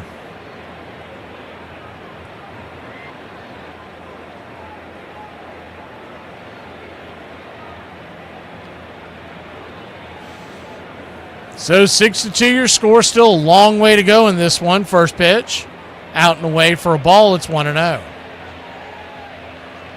Righty-lefty matchup. The Braves today moved Hurston Waldrop from his rehab assignment to Gwinnett. He's the 1-0 outside wide 2-0. They outrighted Carlos Carrasco to Gwinnett as well. They lost Giancarlos Lara off of waivers. He was claimed by Washington. The 2-0 pitch, swing, pops it up.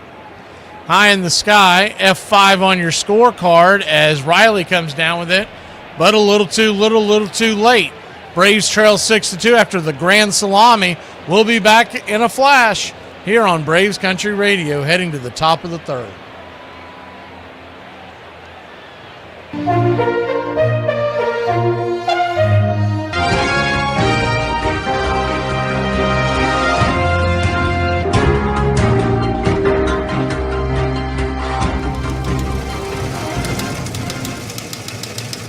Your out-of-town scoreboard looks like this.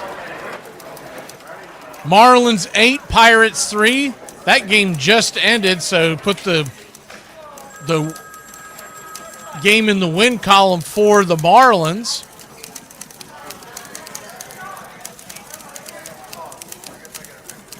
Mariners 2-0. They lead top of the second. Padres trailed the Orioles 7-3 in the seventh in Baltimore, Maryland.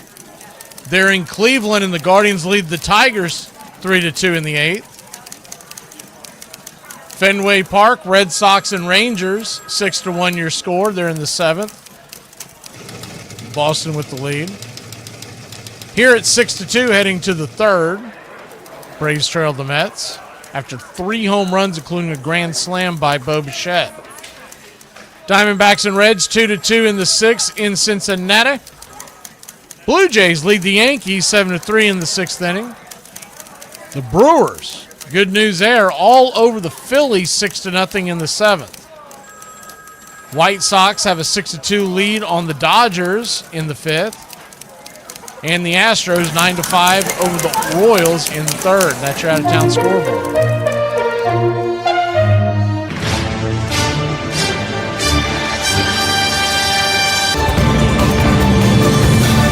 Cover the point spread, cover the point spread, cover the point spread, cover the point spread.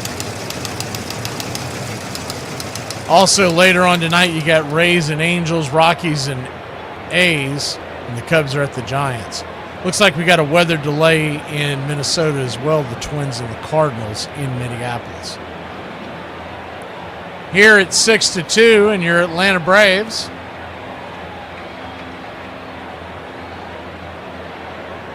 Set to bring up the heart of the order, Matt Olson to lead us off.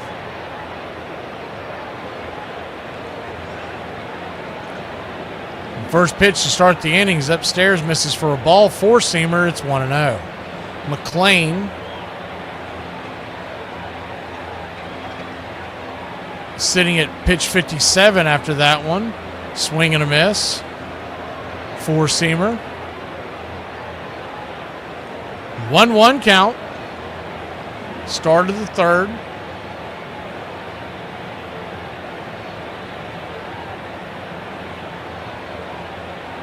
Infield back and to the right. The pitch from McLean. Brings it. Right there at the knees. Good sweeper. 1-2.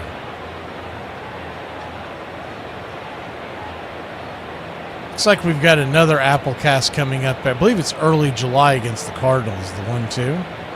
Out of the zone 2-2. Those are the only ones we know about so far. They'll update the broadcast schedule on Apple TV around the All-Star break.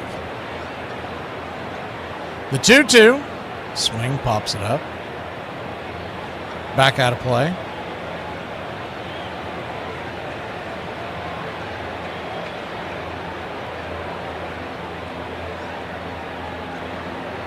The 2-2 to Olson. 0 for 1 on the day. Kicks and fires, and a slow roller to the mound. Be underhanded by McLean. He'll flip it to first, and there's one down. Tomorrow, Martin Perez will take the ball, and if you're wondering why Perez didn't go today and didn't just take the extra, in other words, push everyone back today, they had already sent Spencer Strider to New York yesterday. So he had a day to get in and get ready for today's game, and evidently that didn't work. Ozzie Albies the batter, righty-lefty matchup. First pitch on the way. Swing and a miss, sinker. It's 0-1. So Perez, because of the travel and everything else that was involved in that rain delay last night, they're pushing him back to tomorrow.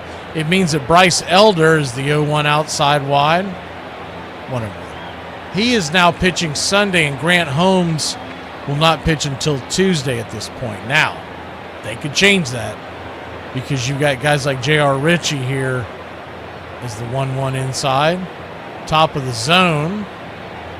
I think Oz is going to challenge us. Right now, it's a 1-2 count. Looked to touch inside, but it's hard for me to tell because they're doing player interviews and you can barely see the game. Yep, he did get that one right.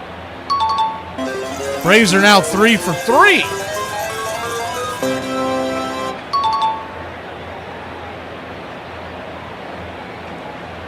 The 2-1. Swing. Ropes it into right field. That's down for a base hit. And Ozzie Albies is on. He's now 1 for 1 on the day. And the Braves have 1 on and 1 out to start the inning. I'm the Wiz. I'm the Wiz. I'm the Wiz. I'm the Wiz and nobody beats me.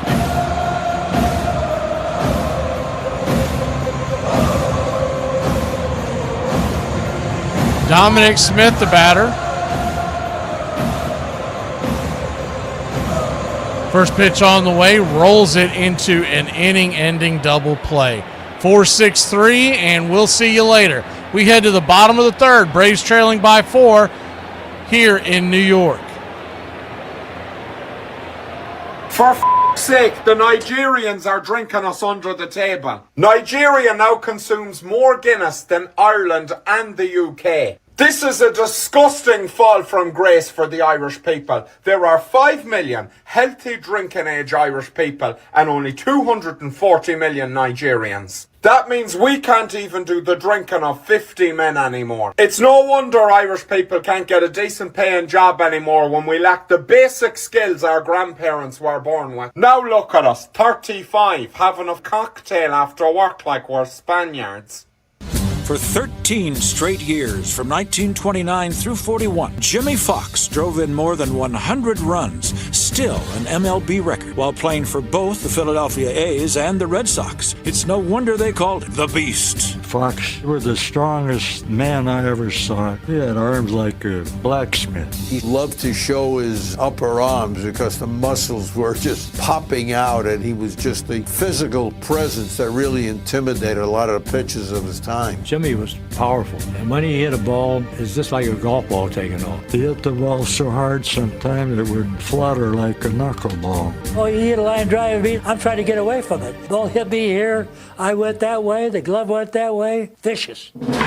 Fox hit 534 home runs in his career, and his 1,922 RBIs is the fourth most by any first baseman. Jimmy's Hall of Fame resume speaks volumes. 2 batting titles, 3 MVP awards, a career .325 average, and he's one of 2 first basemen ever to win a season's Triple Crown. Jimmy Fox wasn't just great, he was one of the 10 best hitters in baseball history. He's one of the best hitters ever. You know, when I say good night, I mean good night to you. I'm gonna still be up there.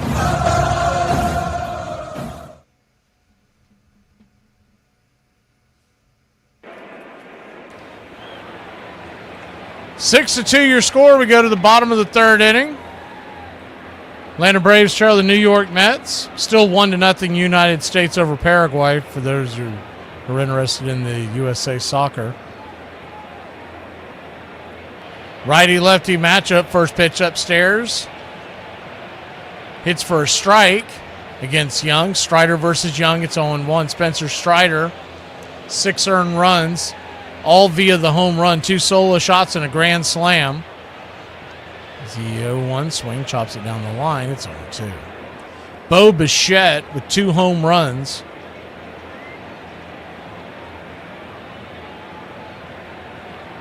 A solo shot, a grand slam. Juan Soto with the other home run. The 0-2. Swing. Dribbles it over to second, and Ozzy's got it. He'll flip it to Olsen, and there's one away. So I guess one of the thing is there's they got about 20 minutes left. Oh, and as you said that, thank you, Big Truck. USA just went up 2-0.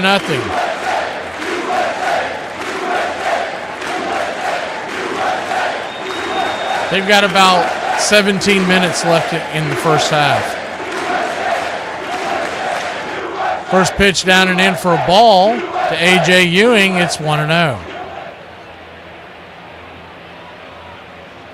The 1-0. Righty-lefty matchup. A.J. Ewing 0 for 1 on the day for the strikeout. The pitch. P at the knees. Good pitch. Four-seam fastball.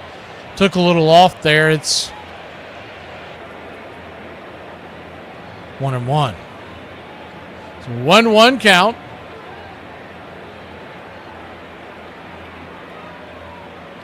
Kicks and fires in the dirt. 2-1. Whoever's pitching for the USA tonight, he's come over and pitch for the Braves.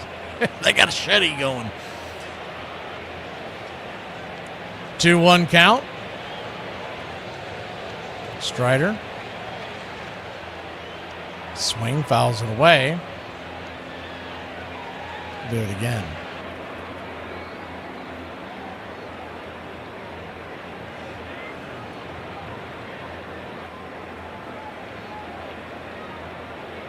The 2-2. Fouls that one off the plate. Might have got a piece of Wins. Home plate umpire John Bacon's going to slowly walk the ball out there to Strider. I think it's something else that Strider's got going on this year that's different. Maybe it's affecting him the way it's affecting Riley. He needs a damn haircut. He looks like a slob out there.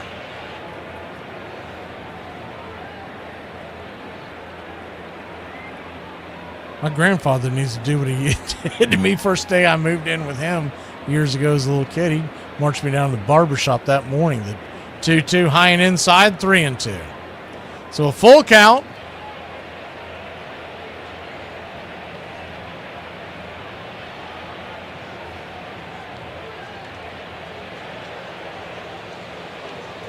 The payoff pitch.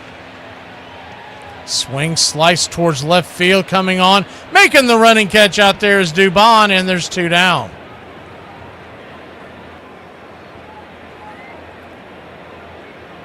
We wish we were the White Sox, Rosemary. They beat us 2 times in Chicago, and they're beating the Dodgers right now.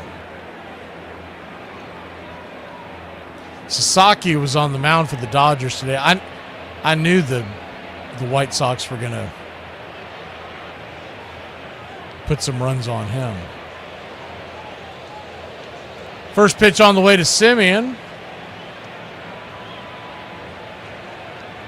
is a slider, swing and a miss, strike. It's 0-1. Righty-righty matchup, the 0-1. Marcus Simeon 0 for 1 on the day.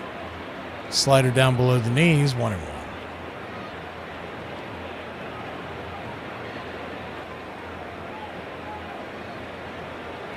1-1 count.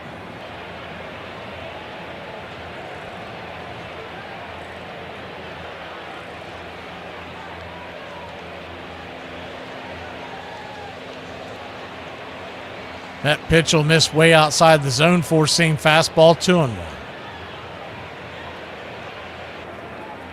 2-1 count, 2 outs. Kicks and fires, swing, lifts it into right center field. That's down for a base hit, and it'll be a 2-out single for the Mets. That's how it all got started in the last inning. All the damage done in that second inning was done with 2 outs for those who may have stepped away.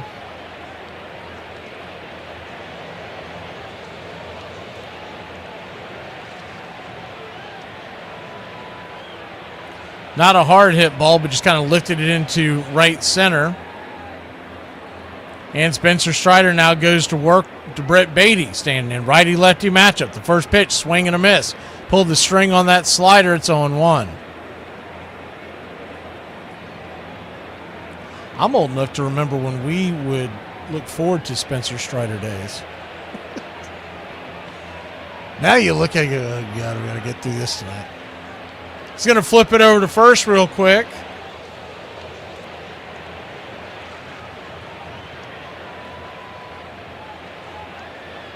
Remember, they got him locked into a long-term deal too, so this isn't something you can really work your way out of. You got to figure it out with him. The 0-1, runner on the go. Here comes the throw down to second, and Simeon will steal second with relative ease, and he's in scoring position.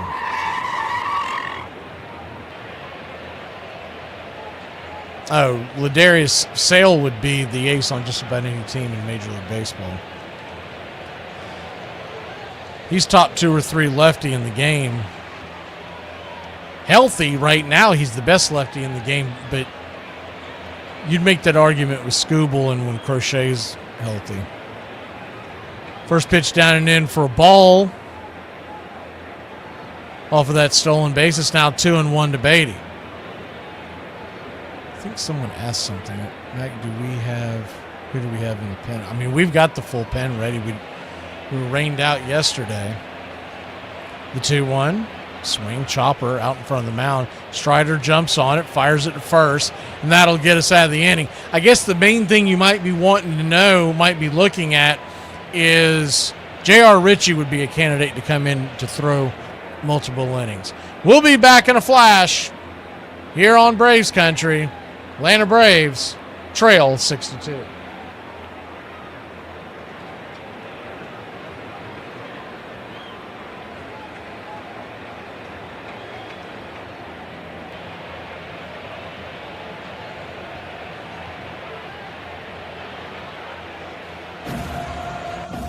On this date, 1915, at the Polo Grounds, in the Yankees' 10-9 victory over the Chicago White Sox, Ray Caldwell, batting left-handed, becomes the first major leaguer to hit a home run in consecutive pinch hit appearances. The New York right-hander, an eventual 19-game winner, hit the first of his 2 round-trippers against Chicago as a pinch hitter the day before. On this date, 1938, in the first of his 2 consecutive no-hitters, Johnny Vandermeer keeps the Boston Bees hitless in Cincinnati's 3-0 victory at Crosley Field. The Red Southpaw continues his no-no streak 4 days later by beating the Brooklyn Dodgers 6-0 without giving up a hit in the first night game in Brooklyn. On this date, 1989, Dwight Evans plays in his 2,293rd game wearing a Boston Red Sox uniform, surpassing Ted Williams' total to become second on the all-time list for games played with the team.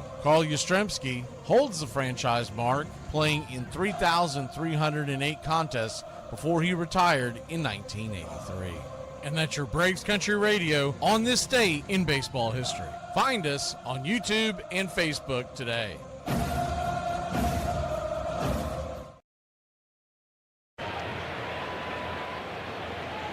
Welcome back.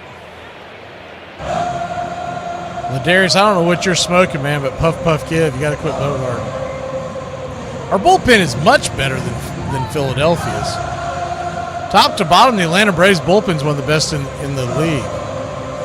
Our rotation is a different story right now, but we've got some guys that are going to be back sooner than later to help solve some of that.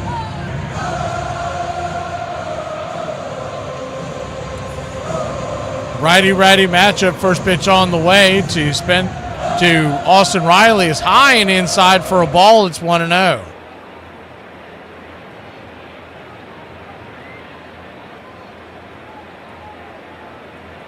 The 1-0. Kicks and fires. Upstairs for a strike, 1-1. You wonder what may have happened. The Braves would have scored a few more runs in that inning with the bases loaded and 1 out, and Dubon botched that at bat as the 1-1 check swing, kind of an excuse me swing. The cutter inside, 1-2. They get a few more runs. You just wonder how things play out. For those who weren't watching, not paying attention, etc., is the 1-2 outside wide, 2-2. All 3 of these runs have come via the home, or all 6 of the runs have come via the home run. And the grand slam that happened in the second inning, that came after 2 outs and nobody on. They loaded the base of the 2-2. High and inside, 3-2. There was a ball that went off the glove of Strider that extended the inning. I mean, it was an absolute mess in that inning. Payoff pitch. Swing. Fouls it back, and we'll do it again.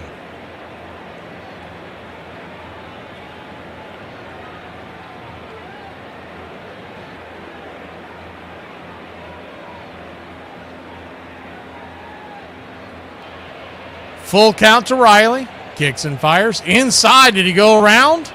He did not. Ball 4. Good Lord. Riley was walking back towards the dugout. He's ready to give up. What is he doing? Make him call you out. He started to drift back to the dugout like, all right, that's it.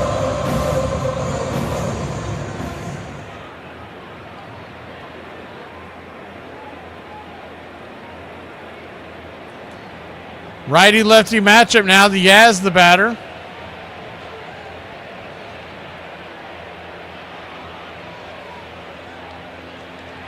First pitch on the way. Right there at the knees, it's 0-1. Sinker starts us off.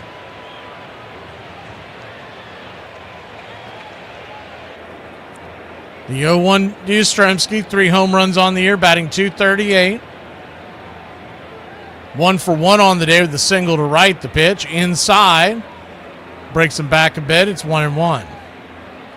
U.S. still leads Paraguay 2-0, and that game's about 40 minutes into the first half. So they're coming up on halftime. The 1-1. upstairs for a strike. 1-2. 1-2 count.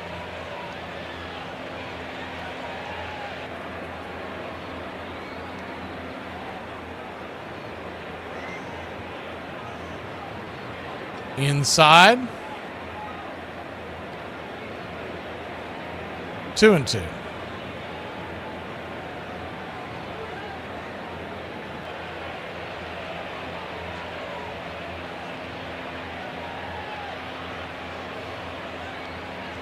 The 2-2.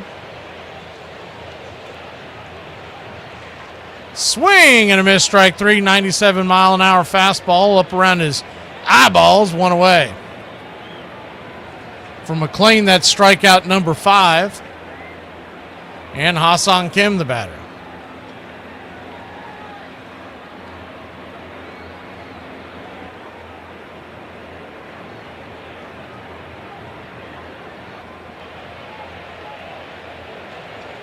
Righty-righty matchup, first pitch. Right there to Ha-Seong Kim is a sinker taking first strike. It's 0-1.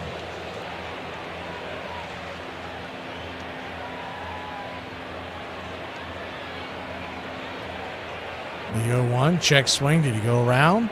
Check down the line. He did not. 1-1. 1-1 count. Austin wins on deck. Top of the order in the hole. 1-1. Sinker's upstairs, and it's 1-2.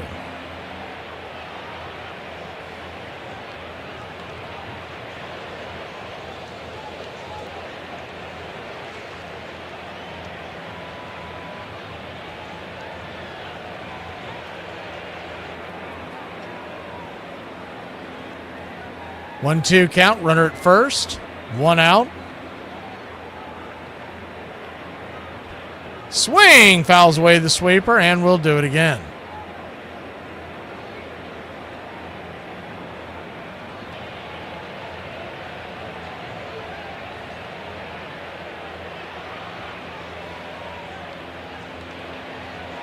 The 1-2 to Kim. High and inside. That'll even it up. It's 2-2.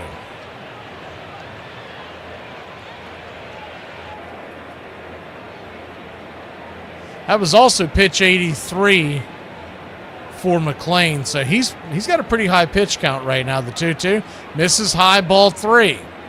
Full count to Kim. Riley at first. Braves trying to chip away at this 4-run deficit.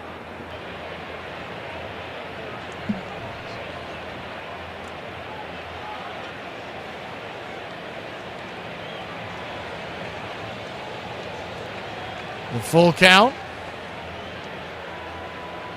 Swing pops it up over by the third base dugout, and that'll just get out of play about 3 or 4 rows back behind the dugout, and we'll do it again.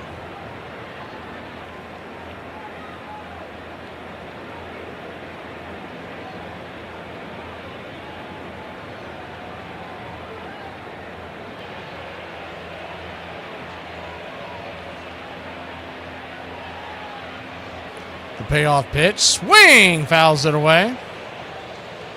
Sinker, ball well out of play.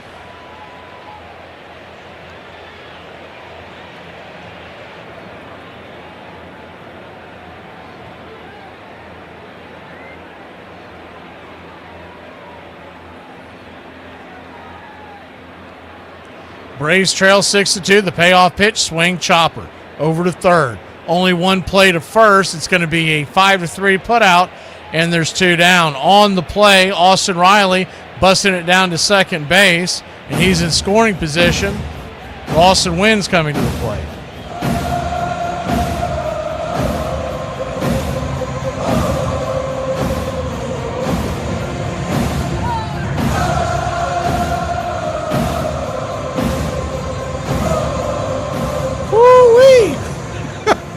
Told you that the Phillies were struggling against Milwaukee as the first pitch is right there for a strike. It's 0-1. That game is a final now, 6-0 your score. That's not the story. The story is they went up against the Mizorowski, 9 innings, 15 strikeouts, 1 hitter. The 0-1 swing, fouls it back. It's 0-2. So an 0-2 count.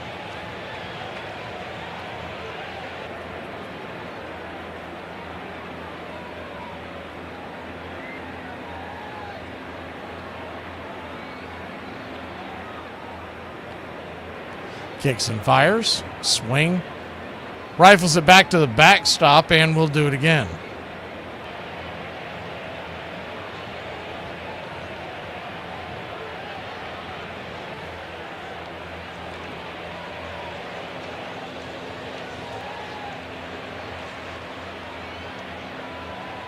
Top of the fourth, 2 outs. Runner at second. The 0-2. Outside wide, good take that time by Wynn, 1-2. Curveball diving away off the plate.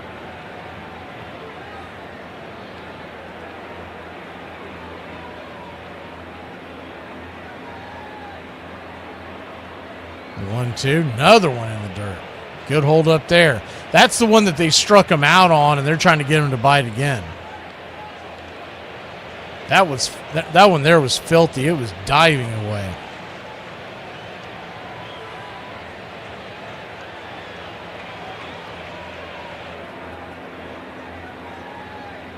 The 2-2. Caught looking, strike 3.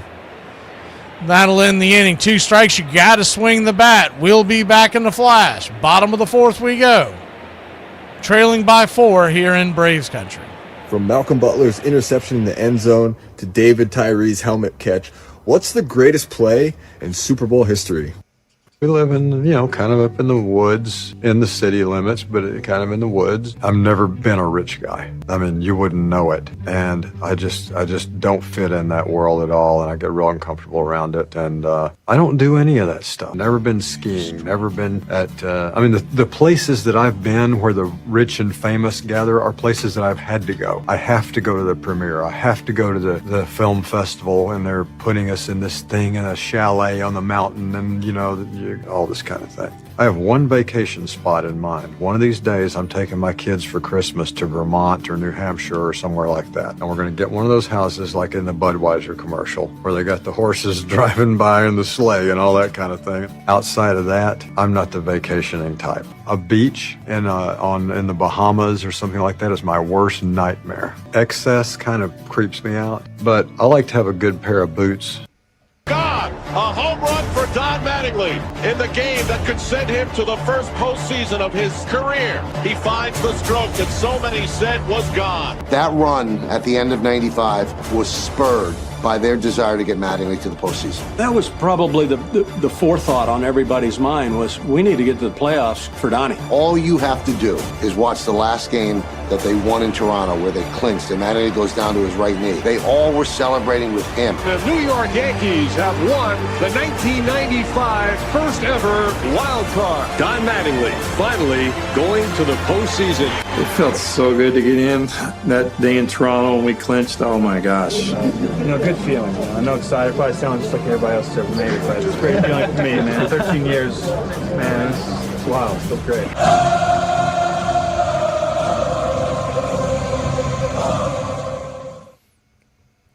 Welcome back.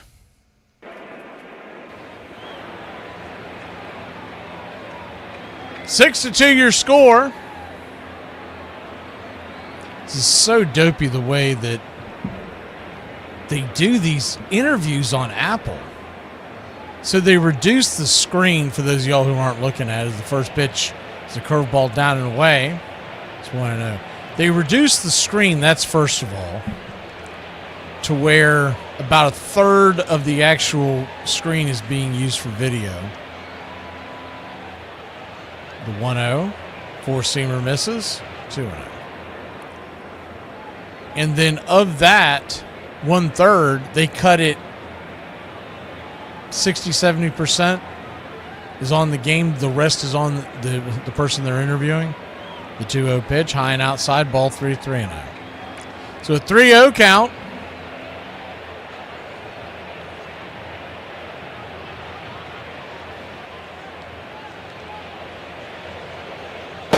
Thank you, Uncle Charlie. 3-0 pitch. Right there for a strike, 3-1.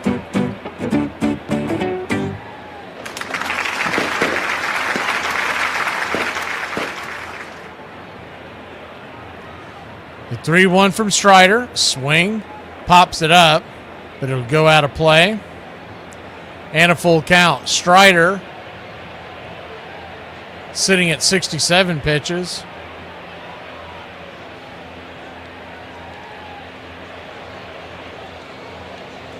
Braves trail 6-2. The pitch down and in, ball 4.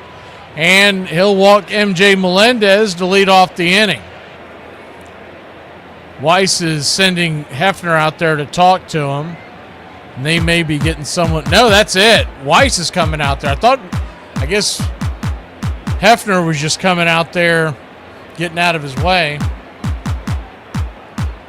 It looks like this is it for Spencer Strider. They got the trainer out there talking to him. They might just be masking the obvious.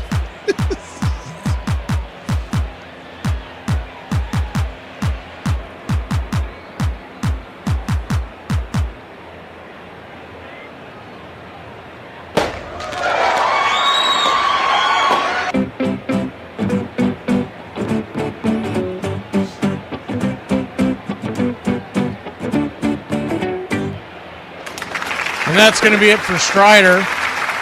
You would think J.R. Ritchie may be coming in here. His velocity was down a little bit in the last inning or so, but I also thought that he was taking a little off to be a little more pinpoint. So we'll see if this is a real injury or if they're just saying, dude, you got to fake something. We got to get you out of this game. We'll be back in a flash. Introduce the new man on the mound and give you a couple updates as well.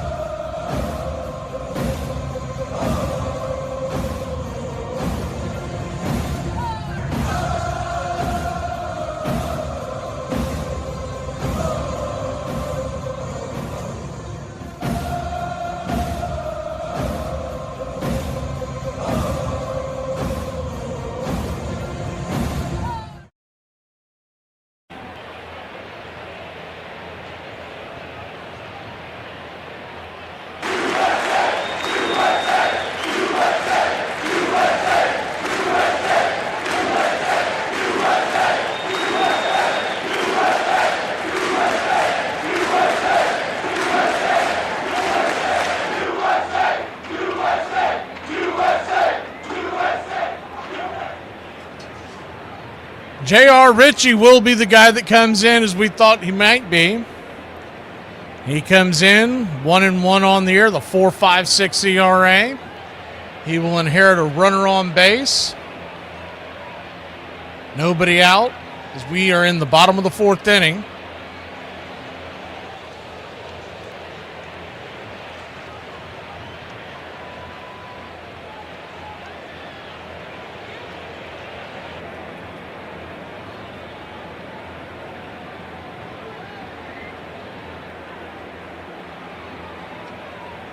And Spencer Strider, I mean, I would tend to think that means he's heading to the IL. So Richie might get an opportunity to get a few starts here. They still don't have Person Waldrop anywhere close to being stretched out.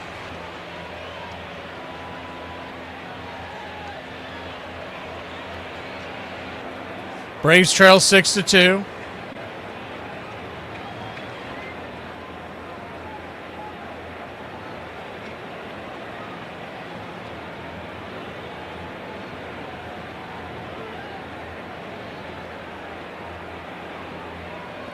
And the final warm-up tosses by J.R. Ritchie.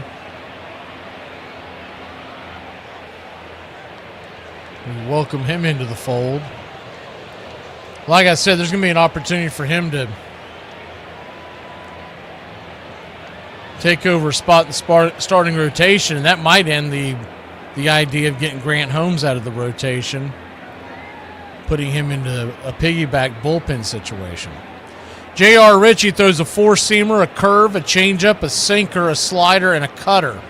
When we last saw him, he was throwing that four-seamer 30% of the time, the curve 26%, change 16%, sinker 12% of the time, slider 10%, and the cutter 5% of the time.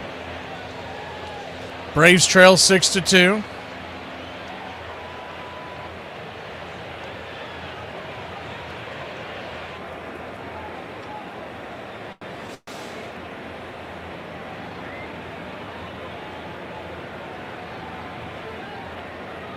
Of course, they'll give him all the time that he needs to warm up. USA leads Paraguay 3-0. They're at the half. Games of interest, the Phillies have lost, so we won't lose any ground there if this score holds. Marlins beat the Pirates. And the Nationals are losing to Washington. They got a late start because of a rain delay as well. They're in the fourth. It's 5-0 Seattle. So J.R. Ritchie back to the bump. First pitch from Ritchie since his return to the big leagues is a four-seamer way outside the zone. It's 1-0.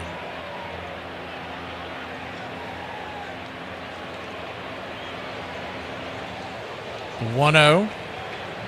Kicks and fires. Torrens takes the sinker inside, 1-1. Righty-righty matchup, catcher at the plate, number 9 hitter. Perfect spot to get a double play here. Infield back into the left.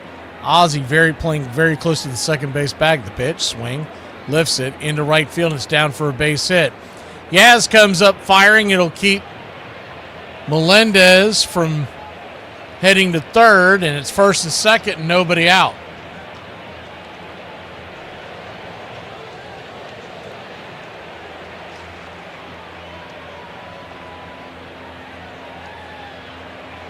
Same two teams back at it tomorrow, 3:30 Eastern. Martin Perez, who's slowly becoming our number 2 guy in our rotation. How did that happen? He'll be on the mound tomorrow. Righty-lefty matchup, first pitch. Misses high and out of the zone. It's 1-0. Bryce Elder will take the ball on Sunday, and then most likely it'll be Holmes on Tuesday after the day off. The 1-0 from Ritchie. Brings it. Changeup nowhere near the spot. 2-0.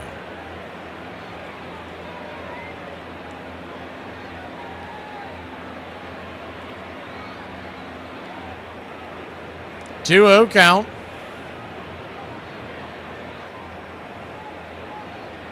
Right there at the knees. Good sinker, 2-1. He's pitching on plenty of rest. His last outing, J.R. Ritchie, was a week ago. It was last Friday in AAA Gwinnett. The 2-1 pitch swing. Bangs it on the ground to Ozzie. Ozzie fires it to Dubon. Dubon thinks about turning 2, but he'll stick it in his pocket as Benj will beat it out with ease. And there's runners on the corners with 1 out. Bo Bichette, who has 2 home runs and 5 RBIs already, coming to the plate.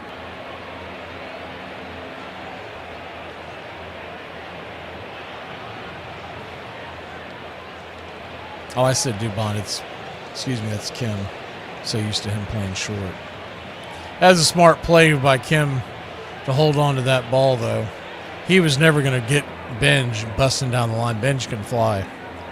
It was a long developing double play. Righty-righty matchup.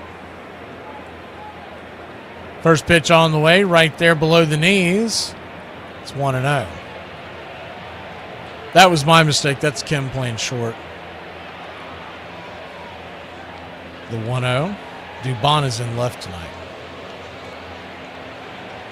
Sometimes you say things you don't realize you say it until someone reacts. The 1-0 outside wide, 2-0. So a 2-0 count.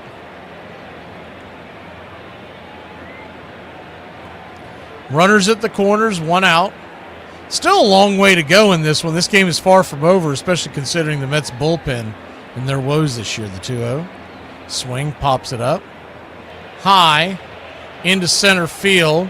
Harris coming underneath. It's pretty shallow. Here comes the throw. A bullet. It goes off the mound, and the runner will be safe. MJ Melendez will make it 7-2.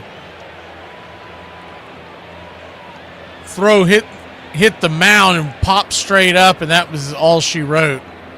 Runner at first goes to second. If he doesn't hit the top of the mound like that, he's probably going to get him.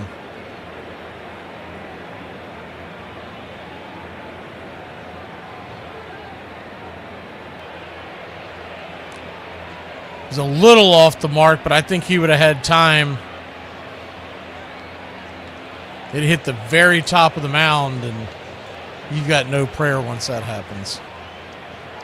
One of those nights sometimes.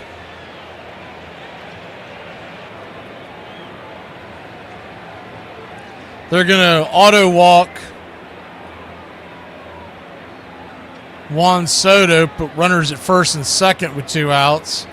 And Young, the first baseman, who was 0 for 2 on the day, will come to the plate.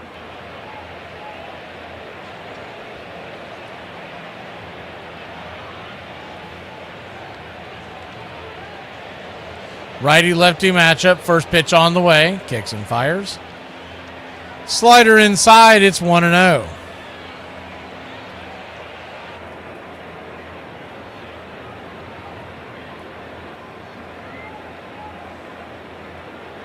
The 1-0. Swing. Chops it down the line. Foul. 1-1.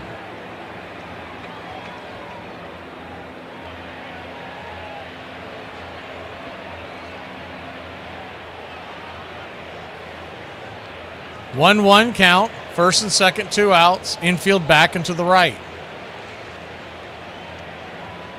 Richie comes set, brings it. Upstairs, misses high. 2-1.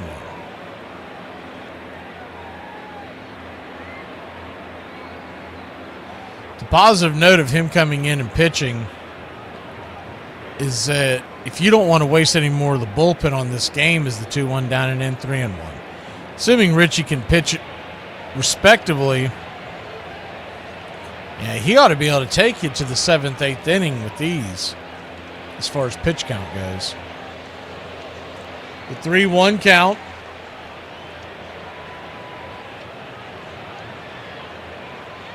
Turns and kicks. Swing. Chopper. Backhanded by Kim. Kim fires a 1-hopper to Olsen, and they're going to say he's safe, but Olsen wants a challenge. He believes he's out. To the blind eye, I thought he was out. And Weiss believes he's out. He's going to challenge this. Take another look at it here. An off-balance throw by Kim. He had to fire in a hurry. And Olsen held the bag. Oh, he beat it by a mile. He beat it by a mile.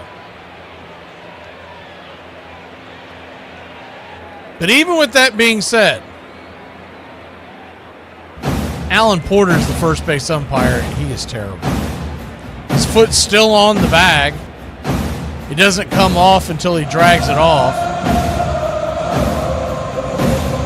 Olson's heading to the dugout. He says, we got it. So we're going to go ahead and assume that we get it.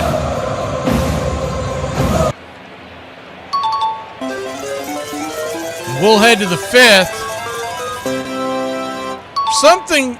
Here it comes. Porter.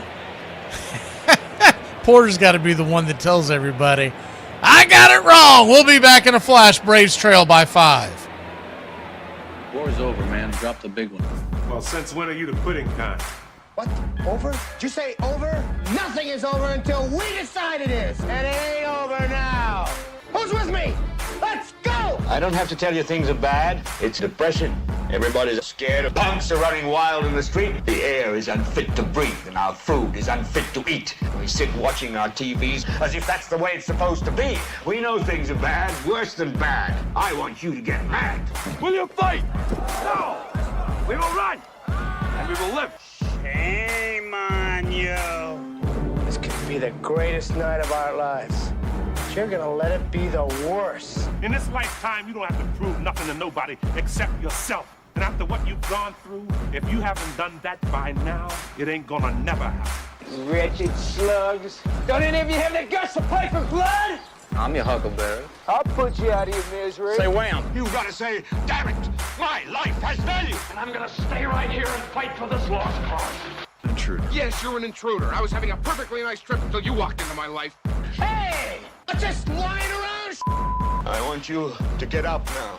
I want all of you to get up out of your chairs. I want you to get up right now and go to the window, open it, and stick your head out and yell, I'm as mad as hell, and I'm not gonna take this anymore! Right. Iconic, but absolutely right.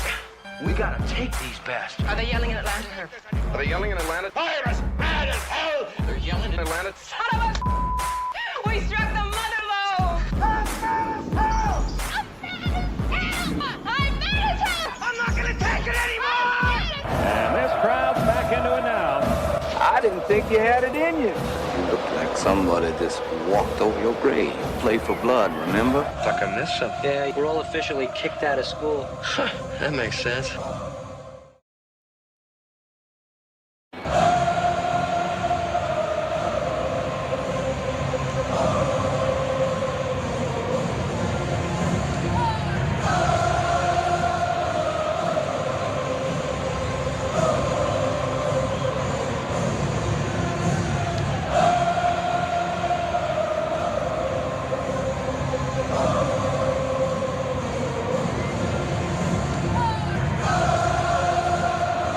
Sometimes we're funny, sometimes we suck.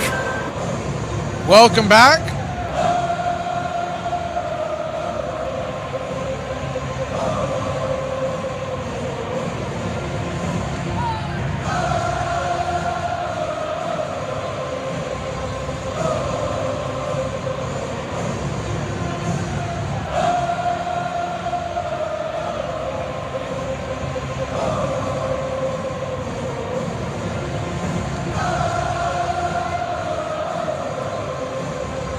Mauricio Dubon leads us off. First pitch on the way.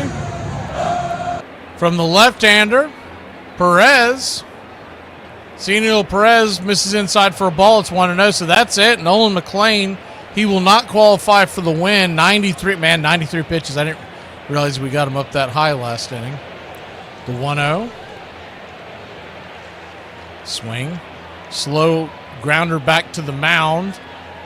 And Perez fires the ball over to first. A little wide, but it looks like they held the bag, and there's one away. They'll score it 1-3 on the putout. Kind of a weird underhanded sling that he threw the ball. First baseman Young tapped the bag just in time. Lefty-lefty matchup. Mike Harris standing in. Olson on deck. The first pitch. High and out of the zone. Sinker misses. It's 1-0. I mean, he's got a weird release when he throws to a bag. For you NFL fans, think Bernie Kosar. The 1-0. Right there at the knees, on outer edge, 1-1. And it's strange because he doesn't throw that way when he comes home. His pitch release is fairly normal, the 1-1. Swing. Just got a piece of that. 1-2. Little 1-2 count. Braves trail 7-2.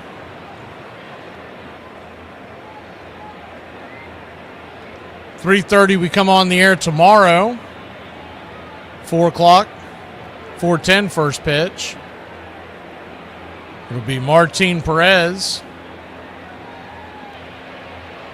And then 1:40 on Sunday. The 1-2.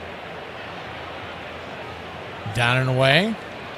Ball 2-2. Four-seamer way outside the zone.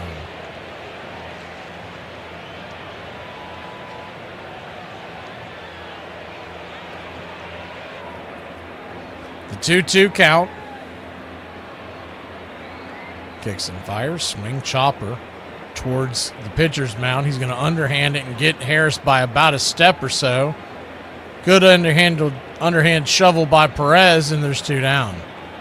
He throws the ball better underhanded than he does overhanded.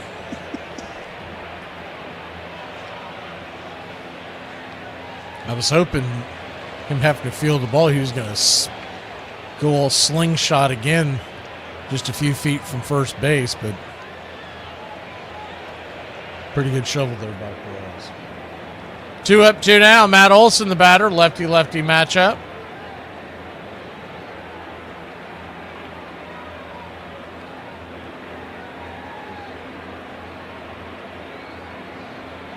First pitch from Perez is off the plate. Slurve. Missing for a ball. It's 1-0.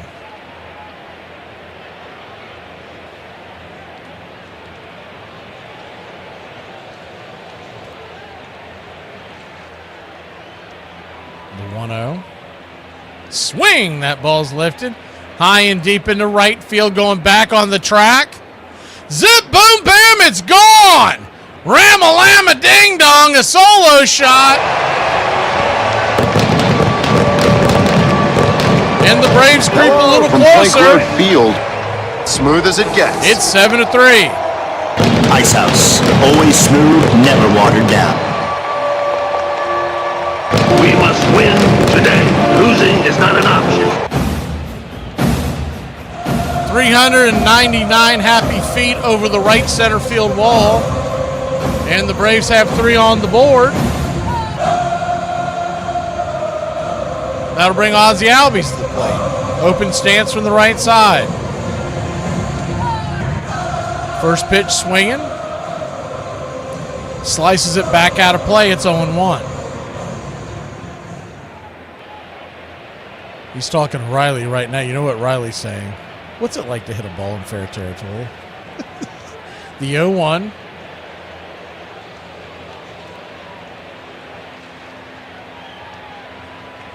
Swing. Fouls that ball away. It's 0-2. Smith is on deck. The 0-2 count.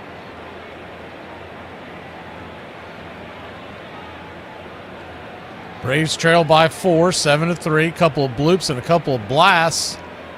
We're back in this thing. The 0-2. Swing, rolls it over to third. Backhanded by Bichette. Kind of a high throw. It looks like he got him. He did. And that'll end the inning. Almost a bad throw by Bichette. He's known to do that. We'll be back in a flash. Bottom of the 5th we go. Trailing by 4 here in New York. This is going to be mean, but I'm going to say it. If you are out and about in pajama pants by your own free will, I and everybody else around you is assuming that your ass needs to be washed or that your stinks. Sorry about it, but that's the vibe you're giving off, okay? And especially if you're in some Felice pajama pants. All right. Thank you so much. Have a nice day. Bye. You know what they say avocado tastes like, right? I mean, do you like it? Obviously, I'm sitting here eating it. What? Apparently, they taste like a clean tallywhacker. Come on. You're still eating it. It does not. How do you know? I've never had a clean one before. I've never had one at all. I've never had a clean one either. I love me some avocado. It tastes funny now. You're welcome.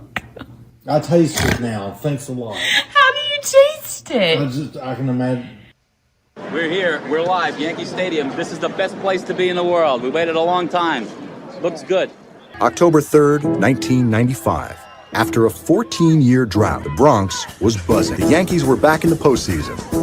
And at the stadium, Don Mattingly was poised to make his long-awaited playoff debut against the Mariners. It just felt great because, you spend your whole career fighting to get in, and to be able to get a chance to play in postseason and like you want to play on that stage. And I wanted to see how I would react on that stage. Well, it feels great to be out here and to be playing when everybody else is going back home, basically. And it's been a long time coming. It feels good. It feels worth it now. Everything that I've been through, our team's been through over the years, the organization over the past, for me, 12 or 13 years, it feels great. Can you keep a secret? You can? Well, put the phone to your ear. You got it down?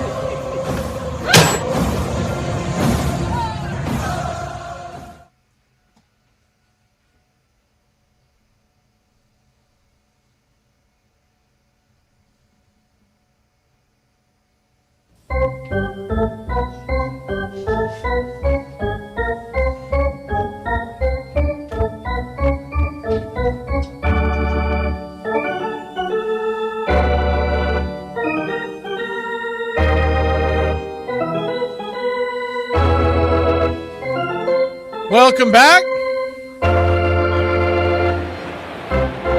7-3 your score. First pitch on the way to A.J. Ewing, swung on and ripped back foul. It's 0-1. J.R. Ritchie back out there with the second inning of work after coming in for the injured Spencer Strider. The 0-1. Brings it. Upstairs, misses high. 1-1.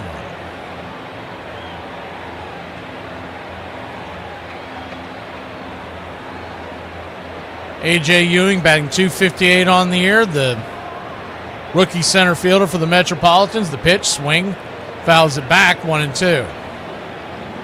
Standing on deck is Simeon. Beatty in the hole. Anything gets going, Melendez and Torrance. The 1-2 pitch. Check swing. 2-2. Check down the line. Jim Wolf says no dice. Didn't look like he offered.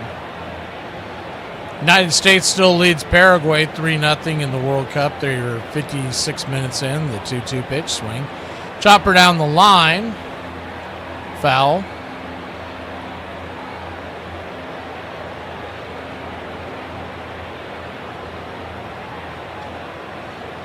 The 2-2 count.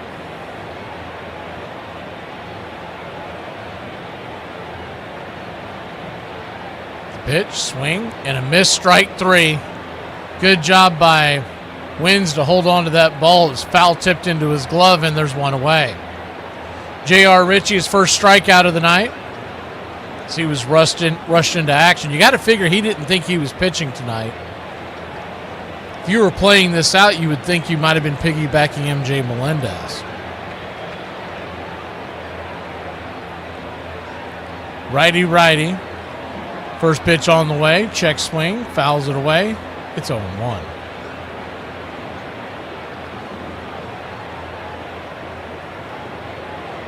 The 0-1. Turns and kicks. Down below the knees. Sinker misses. 1-1. 1-1 count.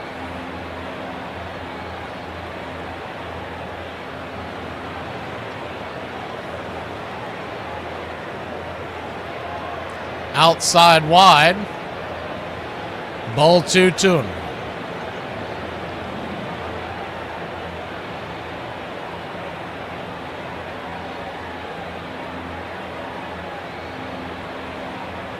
The 2-1 pitch, swing, rifled down the right field line. If it's fair, it's going to be trouble.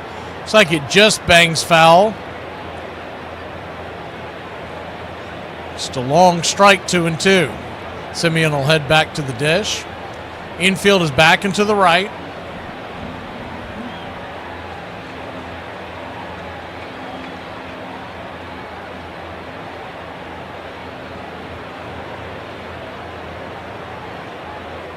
The 2-2. Brings it. Swing and a miss, strike 3, and there's 2 down.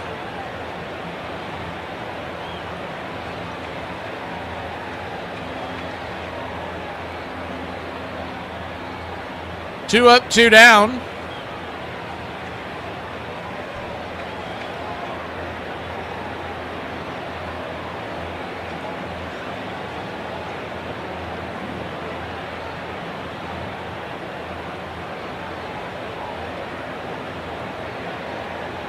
Brett Beatty, the batter, he'll take the first pitch, cutter inside for a ball. It's 1-0.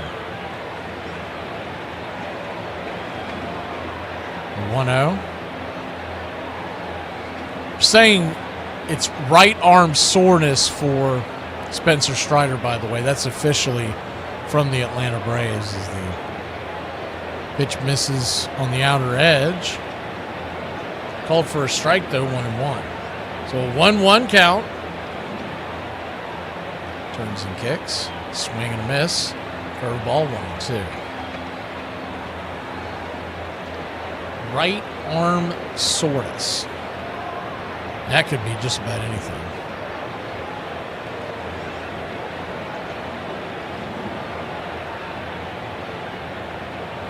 The 1-2. In the dirt, 2-2. The only good part about it is he's not saying tightness. When they say tightness, that usually means Tommy John. The 2-2. Misses high, 3-2. So a full count. Yeah, Iron, let me know what Robert or any of those others say about it, because I'm not going to trust what the Braves say. The payoff pitch. Chops it off the plate, and we'll do it again. Where's our resident meteorologist? Is he in here? Payoff pitch.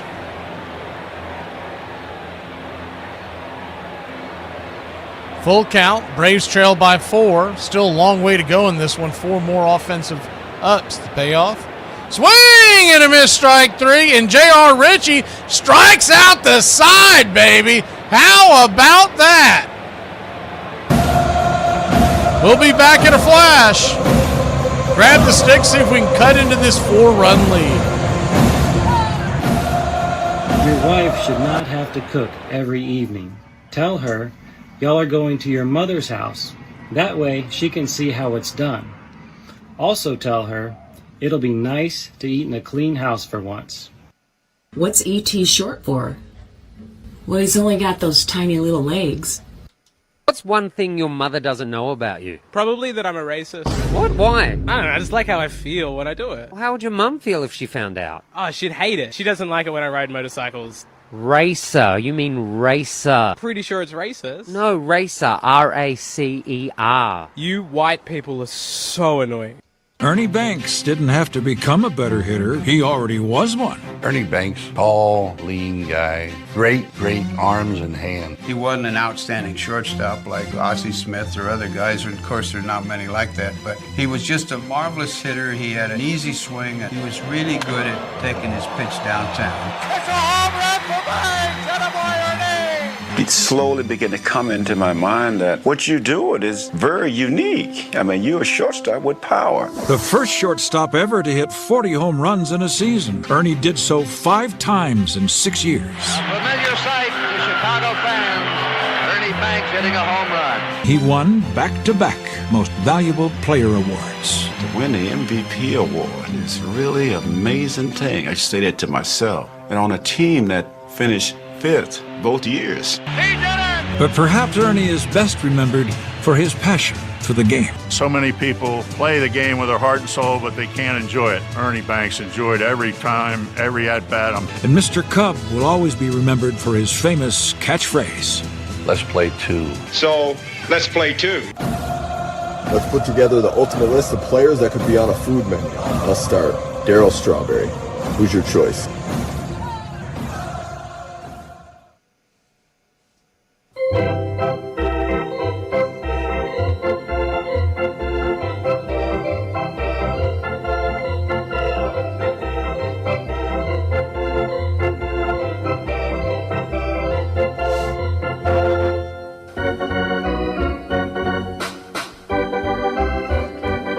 Dominic Smith leads us off. First pitch on the way is a sinker. Out and away, it's 1-0. Perez is back out there. Infield back into the right. The 1-0. Right there at the knees. 1-1.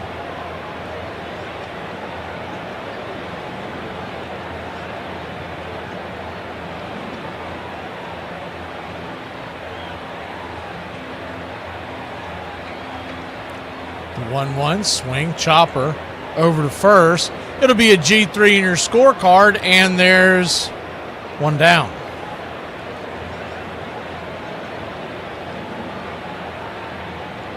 One up, one down. Austin Riley coming to the plate, and that'll be it for Perez. They'll bring a righty in to face Riley. So Perez comes in, gives up one run. Goes an inning in the third. We'll take a break. They'll take a break. Braves trail by 4. It'll be Riley and the Yaz when we return. Looking to cut into this 7-3 lead.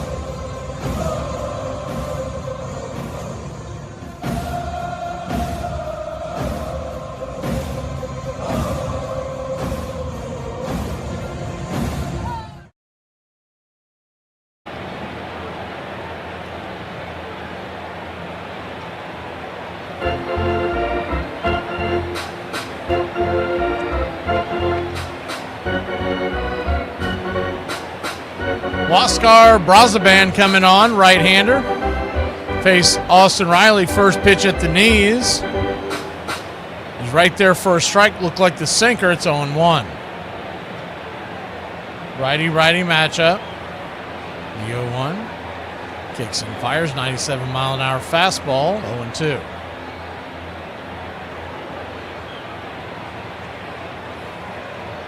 The 0-2 count.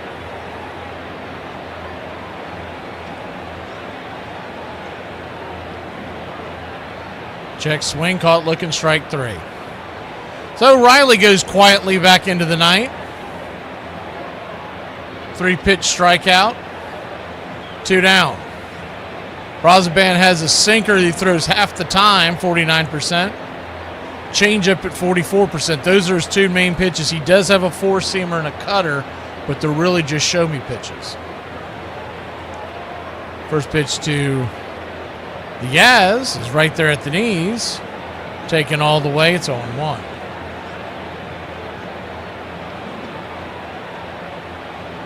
The 0-1. Swing and a miss. Over the changeup, 1-2. 1-2 count. Yaz steps out of the box. Braves trail by 4. Top of the 6th.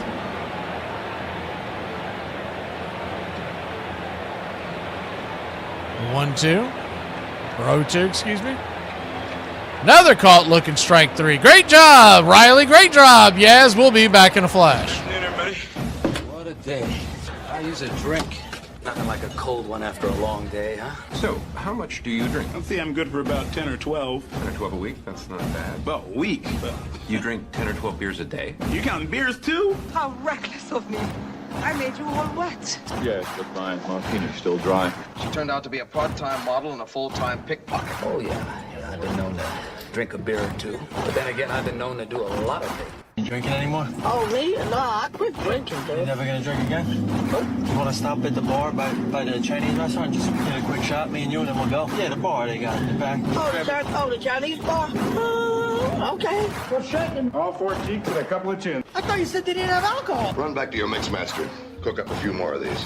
Cigarette? No, I never touch them. Yeah.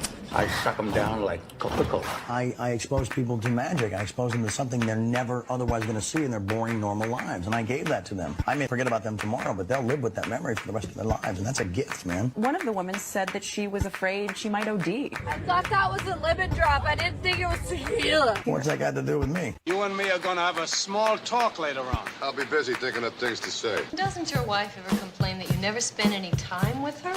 Would you? But to keep it down to a low roar, some of us have to work. Put that money down, pal. Yeah, I'll be ready. There goes the 2 weeks at camp. I promised the kids this summer. My birthday, give me a beer, stick a candle in it, and I'll blow out my liver. Here's to feeling good all the time. Perfect. Cheers. Cheers. This crowd's back into it now.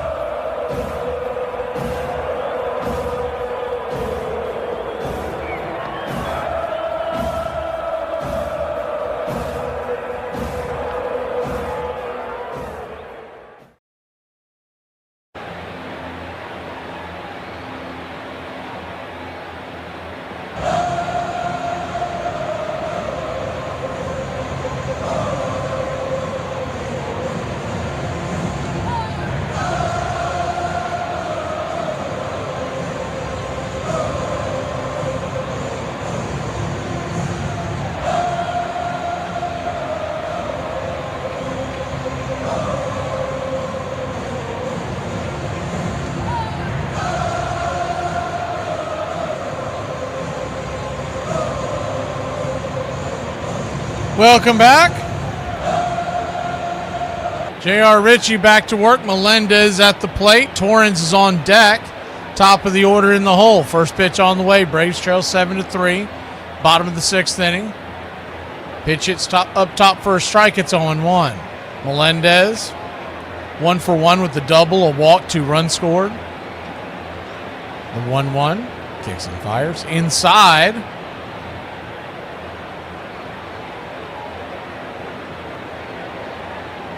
So 1-1 count. Infield back and to the right. The pitch. Upstairs, misses high. 2-1.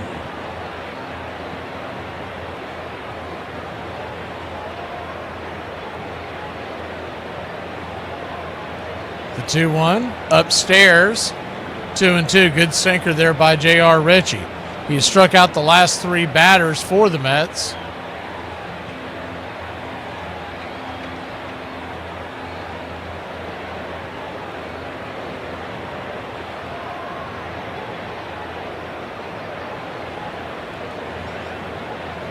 The 2-2. Check swing. Did not go around. And it's a full count.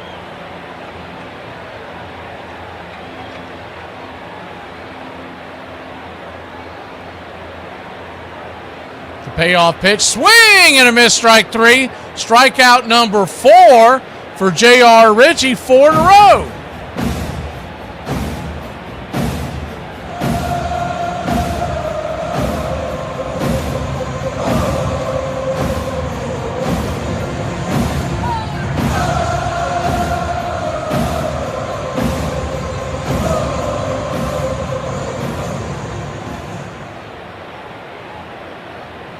First pitch swinging to start the at-bat. It's going to be a comebacker to the mound, and it's going to be a 1-3 put out, 2 down. Torrens down on a one-pitch swing.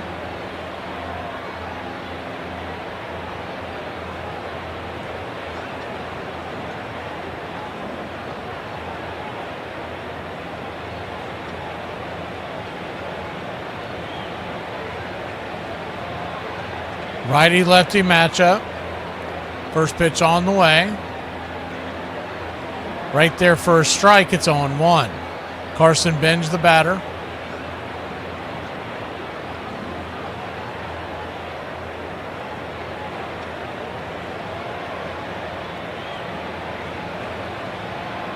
The 0-1. Swing and a miss.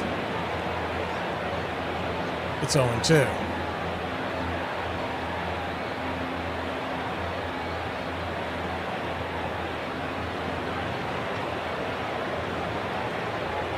The 0-2 pitch, swing, fouls it away, and we'll do it again. Braves trail 7-3, bottom of the 6th. The bright spot has been J.R. Ritchie, 2 2/3, no earned runs, and he has struck out 4 of the last 5 batters. The 0-2 count. Bench steps out. Ritchie toeing the rubber. Here's the pitch. Swing, chops it off his instep. Bangs it off the plate a bit. Do it one more time.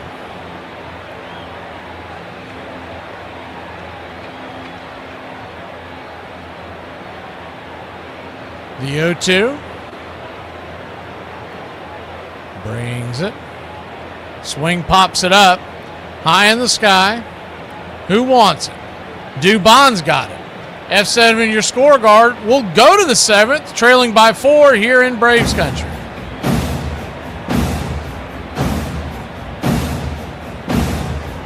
All these is out here be like, I want to move to Montana and build a barn dominium and raise our kids and swing on our porch swing and drink coffee and cuddle in front of the wood stove.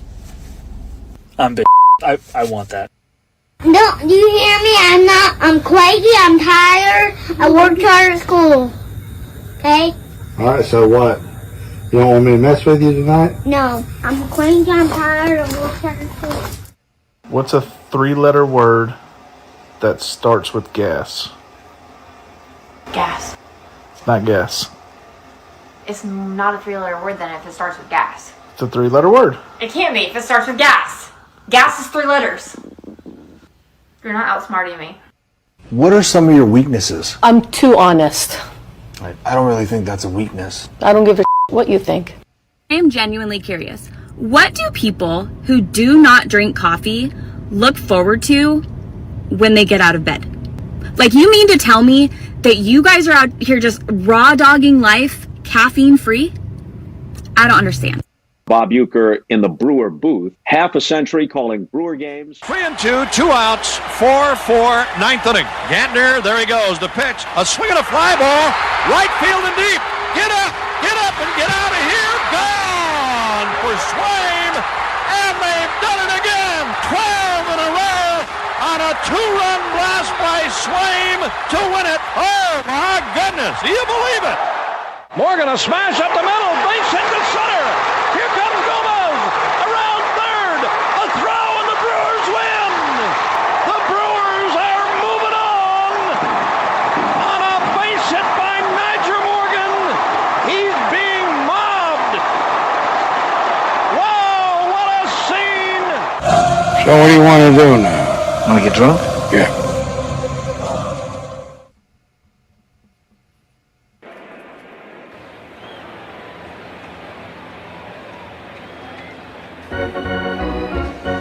Braves trail 7-3.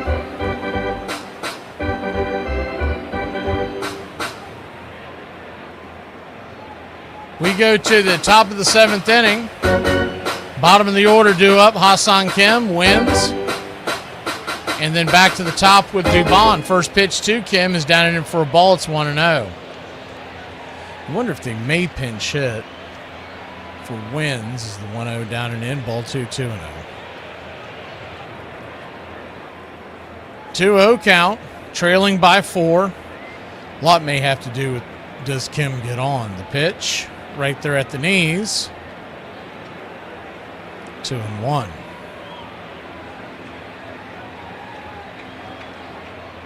The 2-1 from Brazaban, kicks and fires, swing, and grounds it over to third. That'll be a 5-3 putout, and there's one down.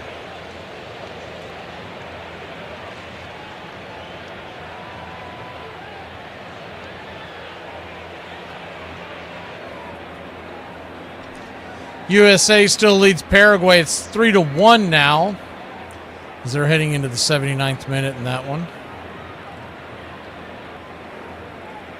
7-3 your score. First pitch, swing and a miss. Austin Wins down 0-1. Wins 0 for 2 with 2 strikeouts. Thankfully, we get Drake Baldwin back next Tuesday. The 0-1. Swing, lifts it.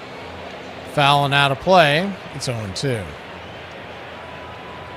It's disheartening when your catcher spot comes up and you just know it's an automatic out. Nobody's getting on base. Wins batting 078.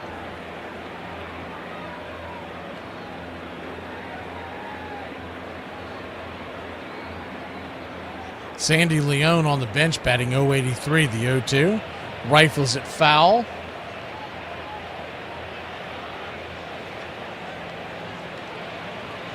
Meanwhile, back at the ranch, they DFA'd Jonah Heim. The 0-2. Swing, chopper down the third base line. We'll do it again.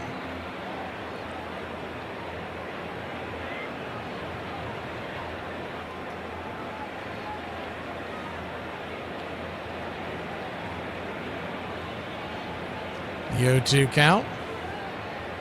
Swing and a miss, strike 3. Third strikeout of the night by Wins. 2 down. Heim is batting .232, by the way, on the year. He's got 5 home runs.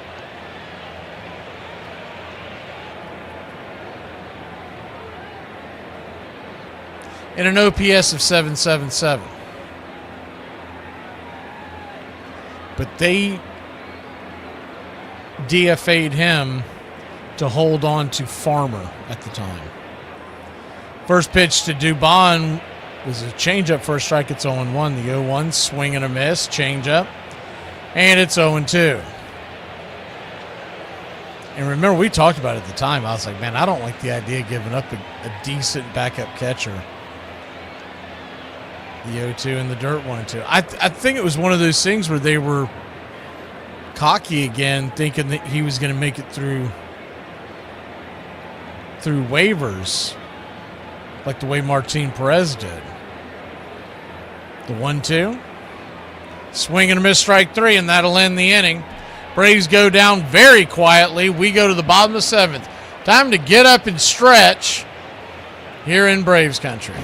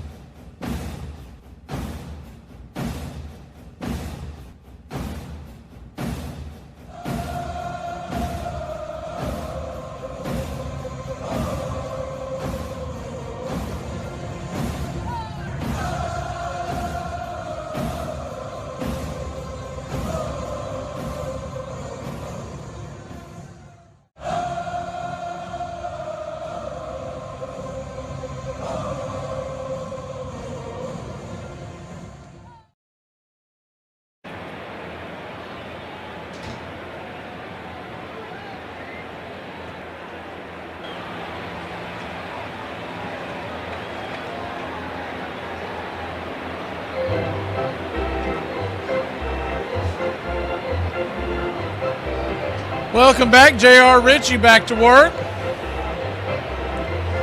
First pitch. It's a sinker. Misses high and out of the zone. It's 1-0. 1-0. Dixon fires. Down and away. Ball 2, 2-0. Braves trail 7-3.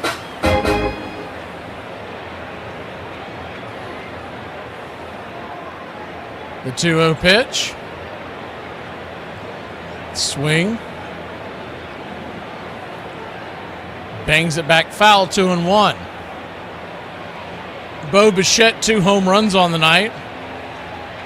6 RBIs.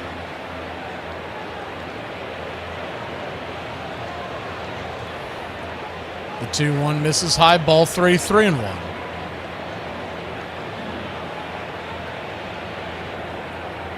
He has 2 home runs and a sac fly, including a grand slam on one of those home runs. As the 3-1 pitch, swing, lifts it to right, and right there is the Yaz. He'll make the catch. F9, and there's one away.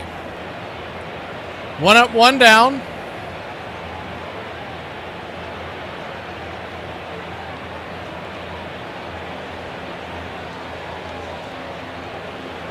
I wouldn't be too worried about it, JC. I mean, every baseball team goes through lulls like this. You just don't want it to get out of control.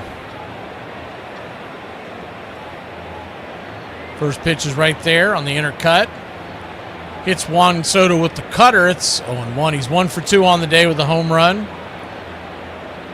and an intentional walk. The 0-1. Curve misses outside, 1. We just don't want to happen to us what has happened to the Mets and the Phillies, where you get double-digit losing streak. That's where you start panicking. The 1-1, outside wide, 2.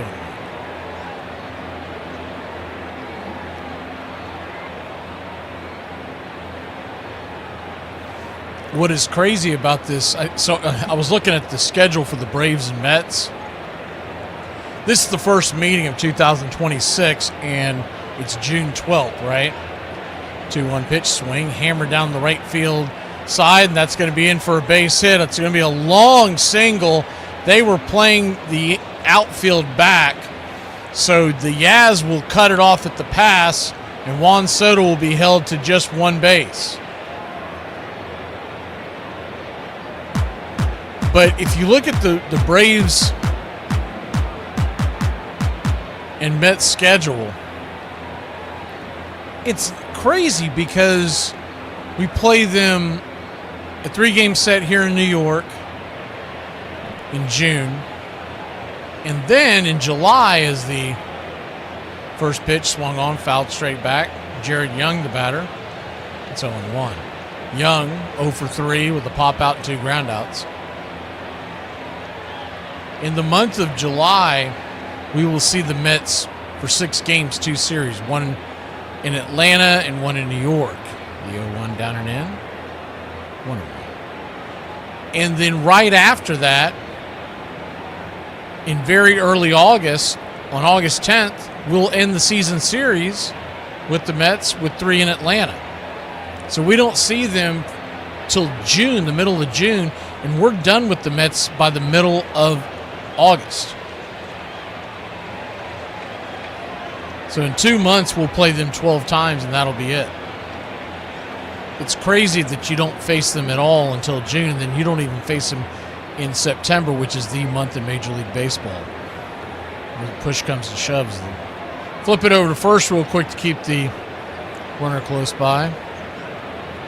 I've said for the longest time that I think the month of September, you should be playing at least 75% of your schedule against your division.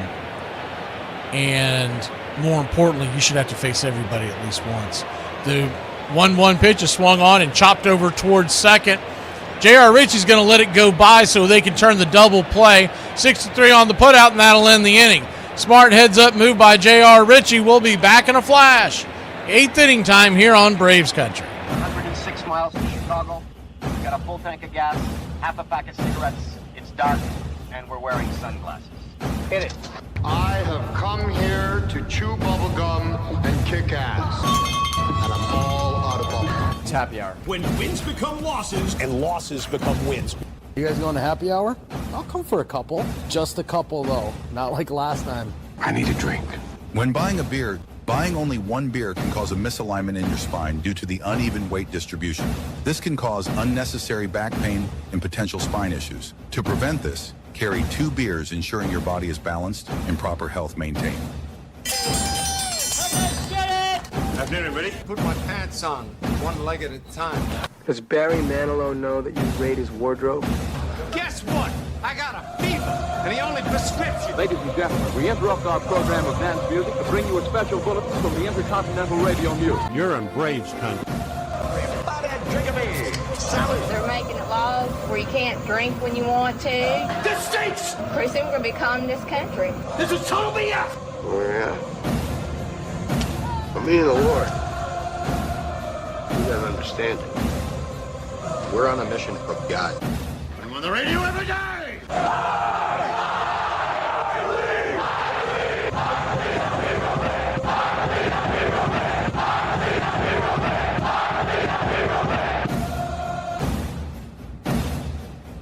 If you want to stop me, you're gonna have to kill me!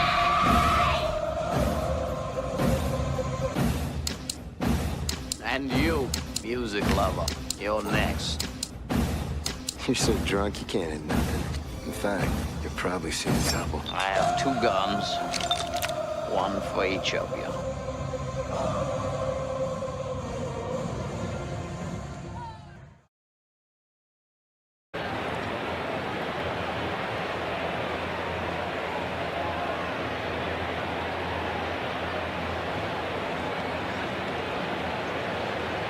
Welcome back. 7-3 your score. We go to the top of the 8th inning. Michael Harris will lead us off. So you got to figure if you're going to get some kind of a rally going, this is where it starts. First pitch on the way to Michael Harris is swung on and fouled straight back. It's 0-1. Brooks Raley in, the right-hander. He pitched yesterday as well. We did that game against the Cardinals. So we saw him, and then we also saw A.J. Minter and Devin Williams. We were talking about at the time that could affect them in this series. They do have a pretty good back of the bullpen, the 0-1. Lefty swing. Slices it to left field. That's down for a base hit. So then maybe that'll get something going. Michael Harris singles into left field, 1B7 in your scorecard, and your Atlanta Braves. Top of the 8th. What they know about that? God bless you, Mike. Keep your game tight. Never know. You know what I'm saying? I got a little razzle dazzle. $750 man, $765 million man out there. Almost booted that ball. Came in and out of his glove, and he was lucky he didn't accidentally kick it. He came close. First pitch to Matt Olson is right there. First strike, it's 0-1. Lefty-lefty matchup. The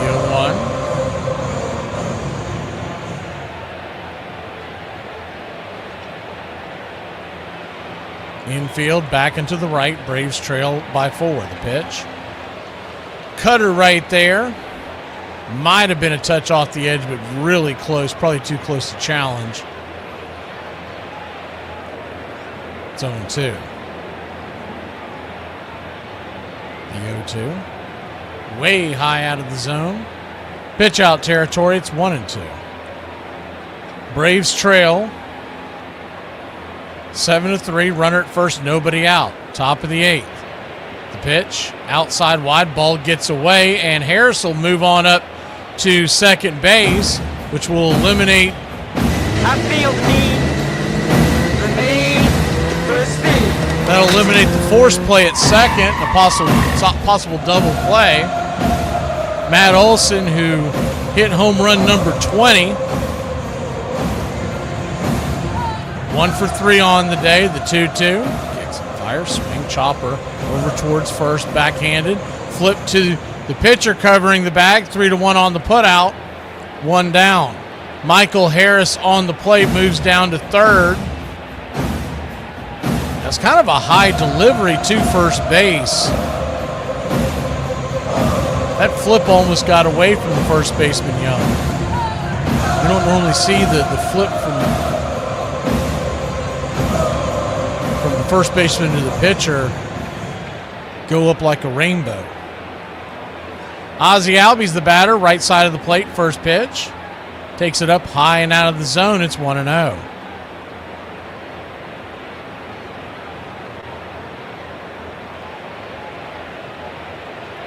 The 1-0. Swing and a miss. 1-1.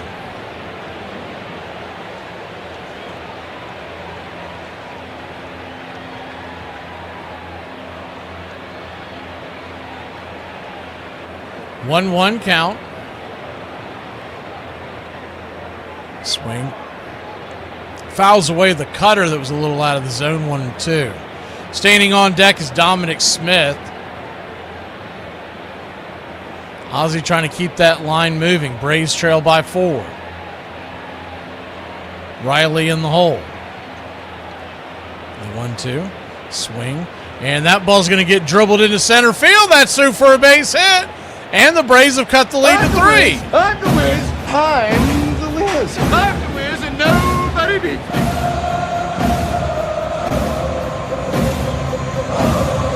So 7-4 your score. That pitch was well off the plate. He just stuck the bat out there. I think he was just trying to tap it foul, and he was able to rake it softly in between the 4-6 hole. So he gets to first. The Braves trail by 3. The tying run is now in the hole. And pitching coach Justin Willard coming out of the pen.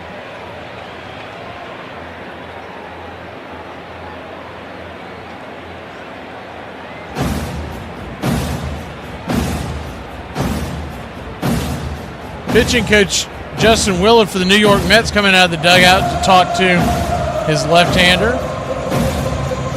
And Dominic Smith is going to take the bench. Jorge Mateo is grabbing a bat. He will pinch hit. And it does look like they're going to leave the left-hander in there to face Mateo. So you never know. Don't go anywhere. Far from over.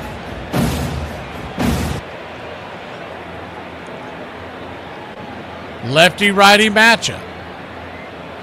Riley on deck. Yaz in the hole. The first pitch on the way. High inside. Ball 1. Missed with the cutter. The 1-0.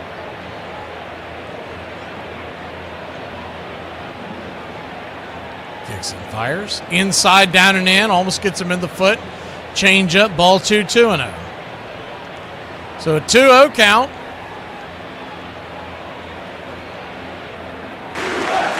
United States has just taken a 4-1 lead. That game's practically over. They just scored their 4th goal. The 2-0 pitch. Upstairs for a strike, 2-1.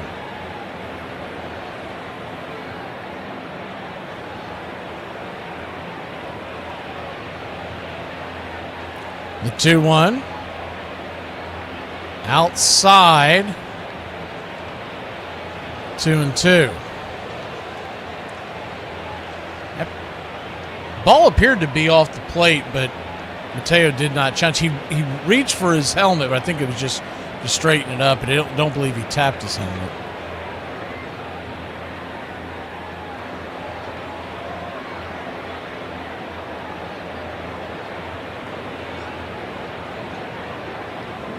The 2-2, down and in, 3-2. They were showing the replay of it. It didn't look like he tapped the helmet. It looked like he was just... It's kind of a... They kind of need to change that. They need to make it very apparent someone's challenging. The payoff pitch. Swing and a miss, strike 3. Mateo down on strikes, and there's 2 down. That's got to be tough coming off the bench for Mateo. He hasn't gotten a lot of at-bats the last several days. It'll be up to Austin Riley now.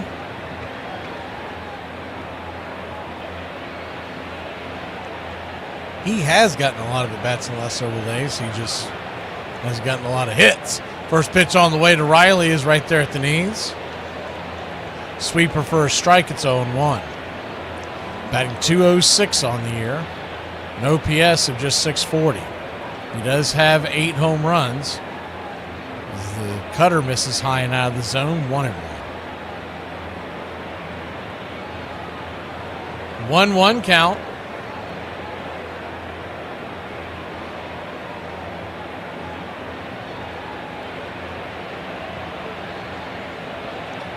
Outside wide. 2-1.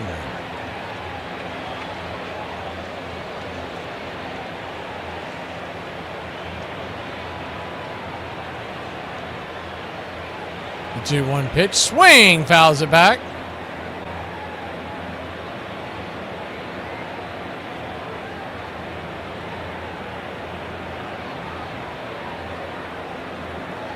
Two-two to Riley. Ozzie at first. Braves trail by 3. The pitch on the way. Swing! That ball is smoked into left center field. That's going to get down where the green grass grows. Here comes Ozzie Albies. They're going to stop him at third, and the Braves will bring the tying run to the plate. Austin Riley with the 2-out double to keep things going here in the top of the 8th inning. You're my boy, Blue! Blue, you're my boy! That's going to bring Eli White to the plate. Eli White pinch hitting for the Yaz with the lefty on the mound. You'd think that might be curtains for the left-hander. They may go to the righty. And it will be. So kind of pick your poison there. I think if I'm Weiss, I would have had the Yaz stand in to see what they did. But anyways, here we go. We go to the bullpen for the Metropolitans. It looks like it's going to be Devin Williams. They might be looking for a 4-out save. We'll be back in a flash.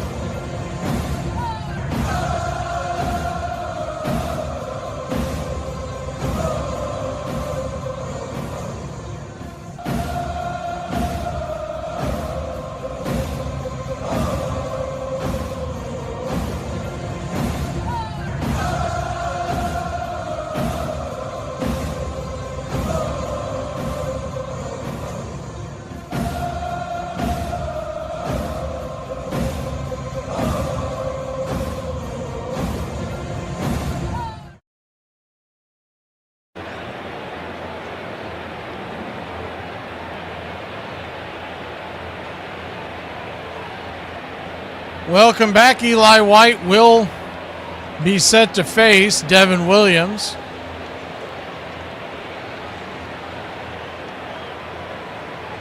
Righty-righty matchup. Runners at second and third. There are 2 outs. The base hit cut this to a 1-run game. The infield will be playing back into the left. So a huge hole on the right side of the infield. And here we go. Good to see you, Ashleigh.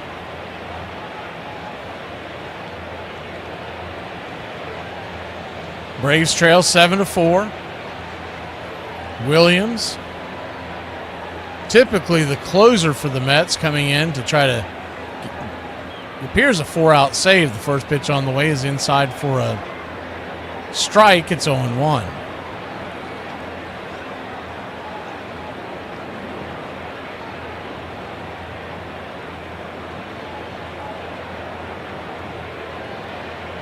The 0-1. Outside wide, 1-1.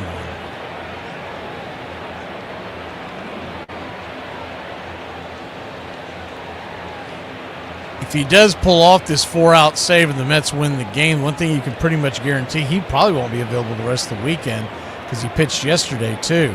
The 1-1. Swing and a miss at the changeup, 1-2.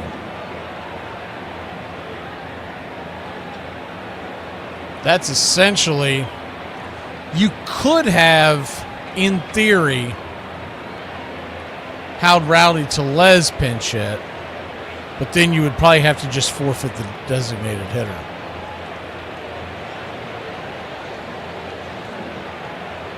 The 1-2 count.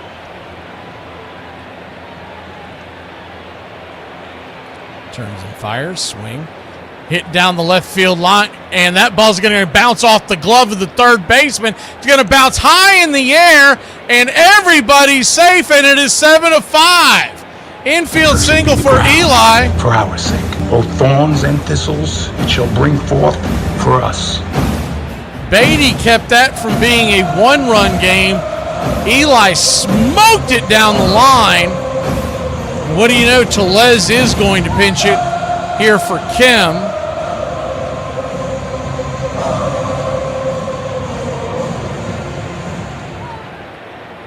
So what that'll probably end up being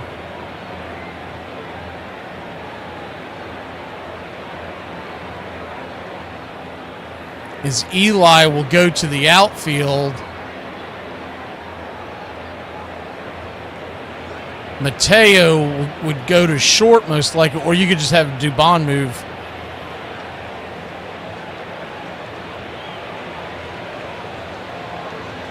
Runners at the corners, 2 outs.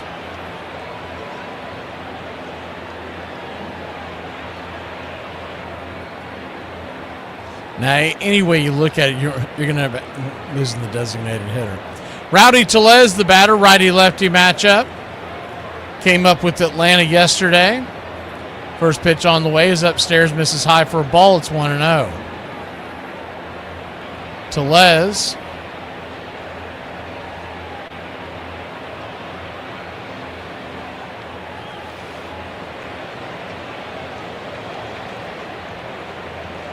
Representing the go-ahead run. He does have pop, the 1-0.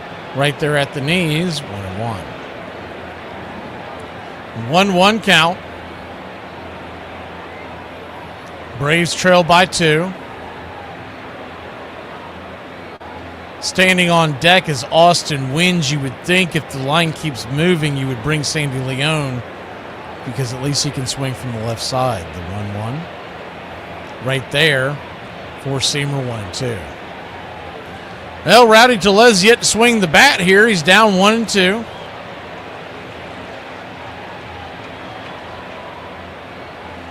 They're former teammates when they were in Milwaukee together. Williams and Tellez. The 1-2 pitch. Outside, high and wide, 2-2. Good take there by Rowdy. So Deuce is wild, 2 on, 2 out. A 2-2 count. The Roddy Piper digging in. The pitch on the way. Swing, fouls it back. A little late on that one, but made contact. And we'll do it again. You'd also like to just run Williams' pitch count up in this inning. He's at 9. could pay dividends in the ninth. If Rowdy just finds any way to get on, we'll have the top of the order due up in the ninth as well, as you would clear the catcher. The 2-2. Brings it. Swing. Pops it up. Lazy fly ball in left field. It'll finally come down in the glove of Soto, and that'll end the inning. But not before the Atlanta Braves put a couple on the board. We're back in this one. It's a 2-run ball game. We go to the bottom of the 8th. Hey, babe. What do you and that new car smell have in common? No clue. Neither one of them lasts as long as I'd like. Hey! Hi, Greg. Judy. I have a bone to pick with you, mister. What's up? Why are you ignoring me on Facebook? What are you talking about? I started a Facebook group for the people here at Home Solutions. I invited you to join, and I was wondering why you haven't accepted the request yet. We spend 9 awful hours a day together here, 5 days a week. Why would we need a way to communicate outside of that? Yeah, I also sent you a fun quiz request. Did you do it yet? Of course not. You should. It'll tell you which Muppet Baby you would be if you were a Muppet Baby. Apparently, I'd be Baby Gonzo. Big surprise, right? I'm not doing any of your queer quizzes. Well, why are you even on Facebook if you're going to be a Grinch? I got on Facebook for one reason and one reason only. To keep tabs on all of my ex-girlfriends and make sure that none of them are living more fulfilling lives than I am. We are ready for baseball. Yankee fans have waited since 1981. Don Mattingly waited 1,785 games to play in the postseason. Nothing compares to Yankee Stadium before Game 1. 55,000 people were in their seats, locked and loaded. And they were all there for Don Mattingly. And when he came out and ran sprints, the place went nuts. Every time I talk about it, to this moment, I get goosebumps. That building was crazy, that first game. And just coming out to run, I remember telling somebody I felt fast. That was a foreign feeling for me, but it was just like so light. The energy and adrenaline for that was just so cool. The building was just going crazy. I remember the noise level. I remember just having that electricity in the air. First base, number 23, Don Mattingly. Breaking news. Stores are running out of tampons because this country is filled with nothing but stay safe out there.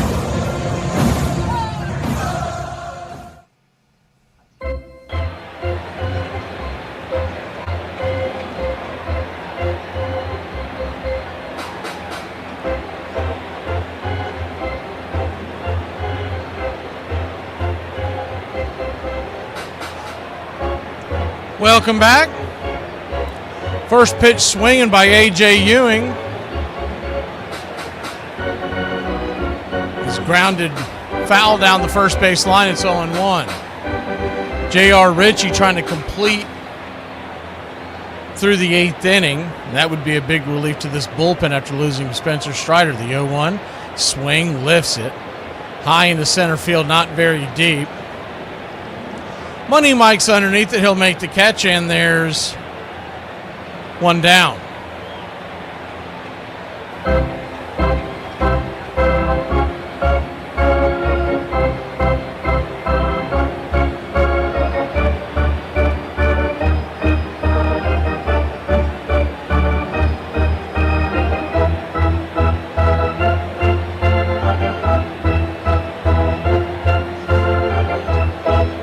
Marcus Semien, the batter, first pitch.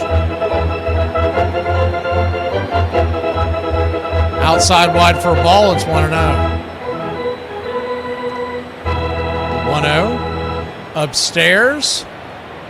Called that a ball. Looked like it hit the top of the zone. We'll see how this plays out as Austin wins. He's been perfect so far, and he's going to lose that one. Wrong, wrong, wrong, wrong, wrong, wrong, wrong. Honest engine. It looked pretty. It looked closer than what ABS is showing. Maybe it's just the way Apple has their box setting. The 2-0 pitch.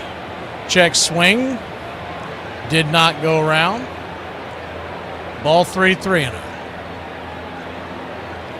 So a 3-0 count, one down. Turns and fires. Upstairs. Top shelf tequila makes it 3-1.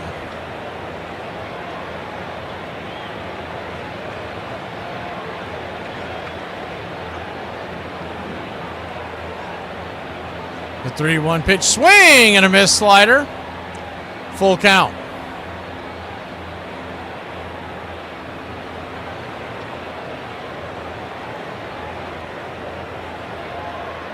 The payoff pitch, outside, wide, nowhere near the zone, ball 4, and he'll head on down to first.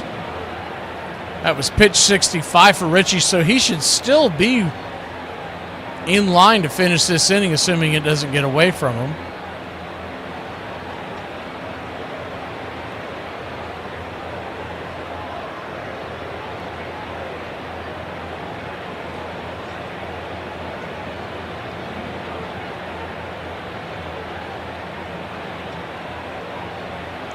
Righty-lefty matchup, first pitch. Beatty bangs it foul down the first base line. It's 0-1.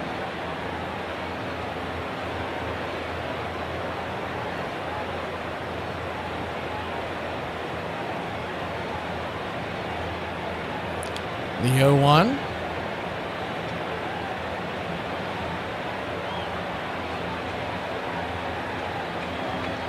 Brings it. Swing, chopper. Off the glove of Olsen. Ozzy's going to get the carom, throws it to first, and they're going to get a one-hop shovel pass to Matt Olsen from Ozzy to record the out. There's 2 down. On the play, Simeon makes it up to second base. Ball just scooted under Olsen's glove, and Ozzy, in a panic to throw it, just kind of shoveled it. Didn't get a lot on it, and thankfully it bounced its way into Olsen's glove before Beatty hit the bag.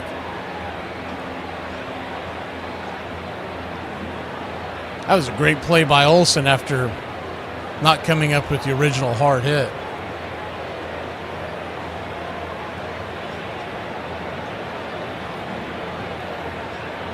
Alan Porter's giving Ozzy a hard time about that shovel pass. He said something to Olsen, and Ozzy heard it and started laughing. I think it had something to do with the fact that he was so close to the bag and the ball still bounced. The first pitch to MJ Melendez. He's been a thorn in the side tonight, 1 for 2 with 2 runs and a walk. Pitch misses well outside the zone, so it's 1-0. The 1-0. Dixon fires. Freezes him with the curveball in the inner cut. It's 1-1. Good news in your nation's capital tonight. The Nationals are trailing the Mariners 10-2. They're in the 9th. Phillies have already lost. Marlins have already won. The 1-1 fouls it away. 1-2. Other games around the league. Diamondbacks beat the Reds in Cincinnati 5-2. Guardians 3-2 winners over the Tigers. First place White Sox beat the Dodgers 8-2. They pounded Sasaki. 1-2 down and in. Curveball almost got him in the leg. 2-2. Blue Jays 8-5 winners over the Yankees. Marlins 8-3 over the Pirates. That's a final. Red Sox 10-1 winners in Fenway against the Rangers. Orioles 7-3 winners in Camden Yards versus the Padres. The 2-2 outside wide ball, 3-3-2. Cubs and Giants are just getting underway. It's 2-0 Chicago in San Francisco. Rockies and A's are scoreless in the 5th. Angels 4-2 over the Rays. That's in the 7th. And the Twins lead the Cardinals 9-8 in the 8th. Get your out-of-town scoreboard. The payoff pitch. Brings it. Swing and a miss, strike 3, and that will end the inning. Well, the Braves got one last chance to come all the way back and win this sucker. It'll start off with Austin Wynns or Sandy Leone pinch hitting, and then we go to the top of the order here in Braves country. We're a team. One person struggles, we all struggle. One player triumphs, we all triumph. Well, since when are you the quitting kind? I don't know, I just don't see the point anymore. Want to talk about our opponent? In this lifetime, you don't have to prove nothing to nobody except yourself. They're bigger, faster, stronger, and on paper, they're just better, and they know it too. But I want to tell you something that they don't know. They don't know your heart. I do. I've seen it. You have shown it to me. You have shown yourselves just exactly who you are. When you take that field, you've got to lay that heart on the line. From the soles of your feet, with every ounce of blood you've got, lay it on the line. And if you do that, you cannot lose. We cannot be defeated. How you play today, from this moment on, is how you will be remembered. Hey! What's this lying around? Well, what are we supposed to do, you moron? What? Over? Did you say over? Where's the spirit? Where's the guts? Huh? Oh, we're afraid to go with you. We might get in trouble. Well, just kick my from now on! Not me! I'm not gonna take this! This is your opportunity to rise from these ashes and grab glory. Nothing is over until we decide it is! Was it over when the Germans bombed Pearl Harbor? Hell no! And it ain't over now! Because when the going gets tough, the tough get going! Who's with me? Could fight him with conventional weapons. That could take years. I think we have to go all out. Want to talk about our opponent? He's a dead man! This situation absolutely requires our opponent. Dead! A really futile and stupid gesture be done on somebody's part. Our opponent. Dead! We're just the guys to do it. Let's go! Go! Don't give up. Don't ever give up. Excuse me. Gotta take my first step toward the Hall of Fame. And this crowd's back into it now. Personally, I think we got hosed on that call.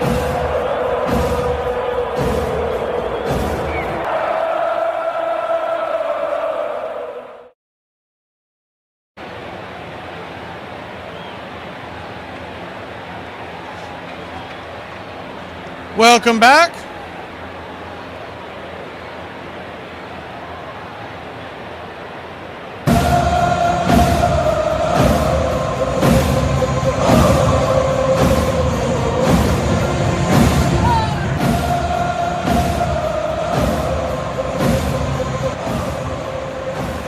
Devin Williams is going to go back out there for the ninth inning. Remember, he's got 10 pitches in and an up down. Austin Wins is going to lead off. It was between him and Leon. They probably just want to save Leon in case of injury. The first pitch swinging, rifles it over the second base bag. It's going to be an L4 in your scorecard, right into the teeth of the defense. One pitch, one out. Here to start the ninth.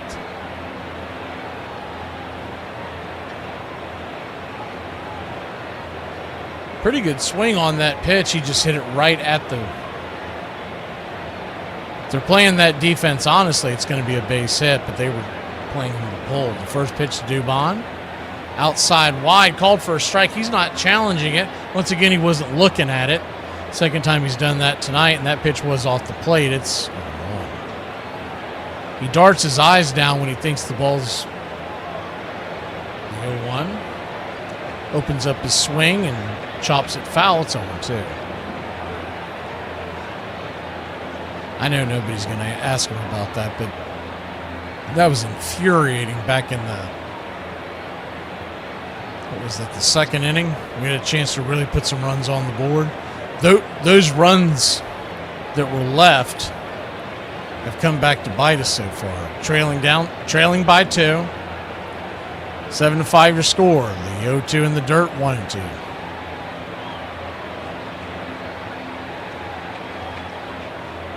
One-two count.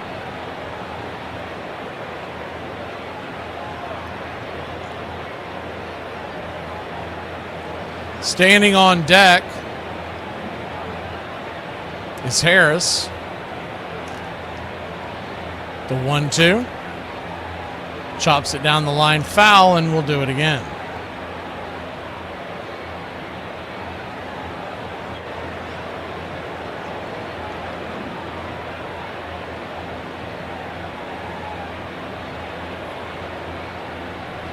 Mets, 7 runs, 8 hits and an error. Braves, 5 runs, 8 hits and no errors. The 1-2 pitch. Chops it foul back behind the plate. We'll do it again. Bichette hit a home run. Soto hit a home run. Smith singled in Ozzie. And then the Yaz singled in Smith. Then Bichette hit a grand slam to make it 6-2. The 1-2 pitch. Swing, rifles that one foul. Bichette would then hit a sac fly in the 4th to make it 7-2. The Braves would climb back in. making it 7-3 on the Olsen home run, his 20th of the year. Ozzie Albies singled Harrison in the 8th, and Eli White singled in Ozzie in the 8th as well. And 7-5 is where we stand. The 1-2 count. Brings it way high out of the zone, 2-2.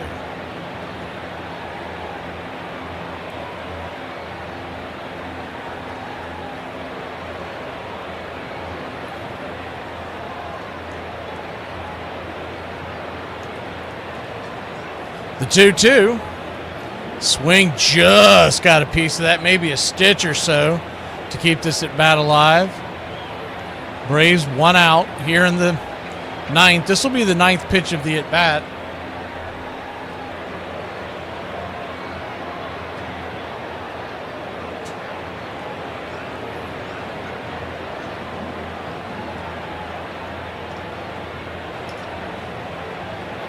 The 2-2 count. Dubon digging in. Williams the same. Here's the pitch. Swing, rifles it.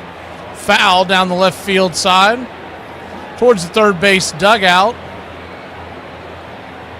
Quite a battle going on here between Dubon and Williams.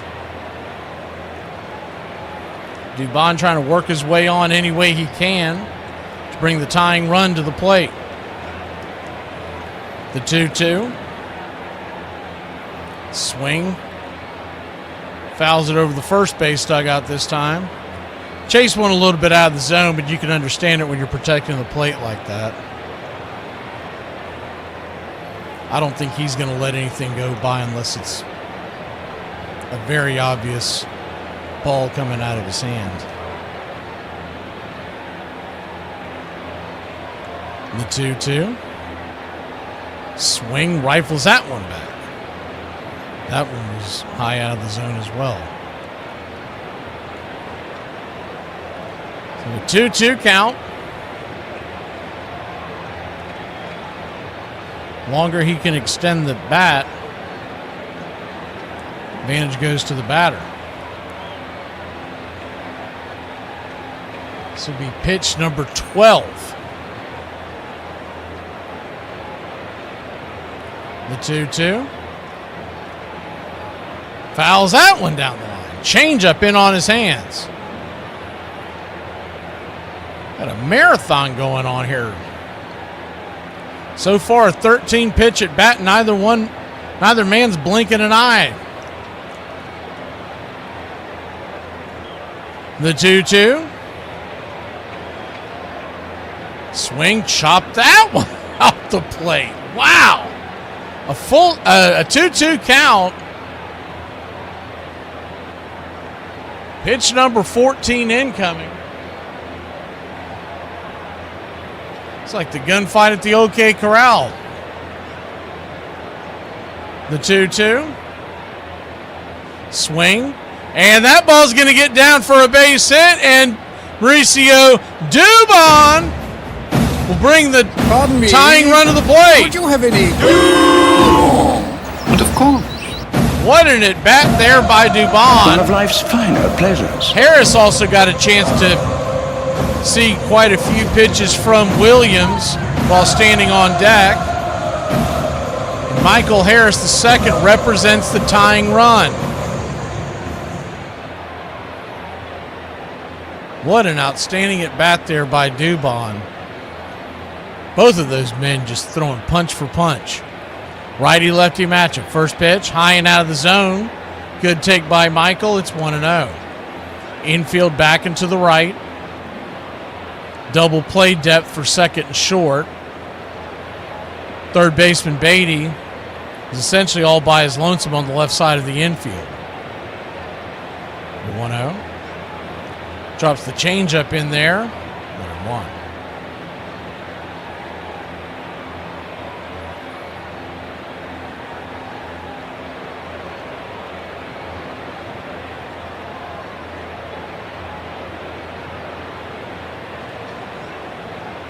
The 1-1 count. Swing and a miss. 1-2.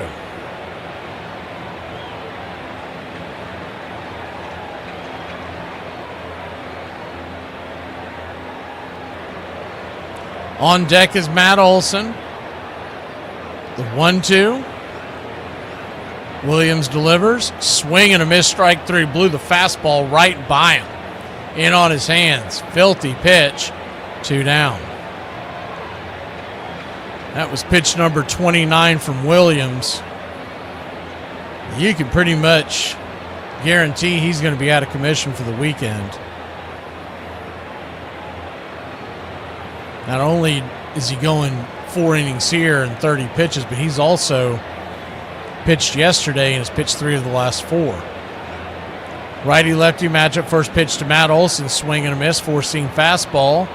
Got him up top, about letter high, it's 0-1. If Matty can keep the line going, Ozzy's on deck, Braves it down to the last out. The 0-1. Swing and a miss.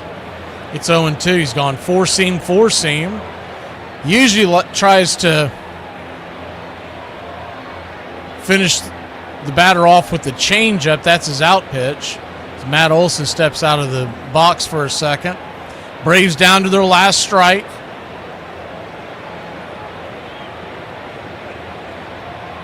The 0-2.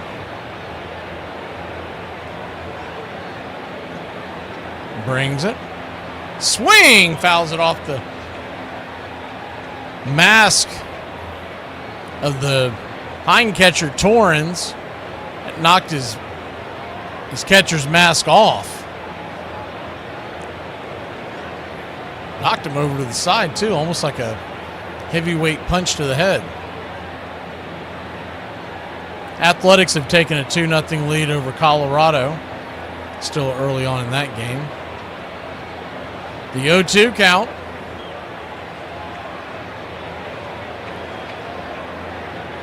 Braves trail 7-5.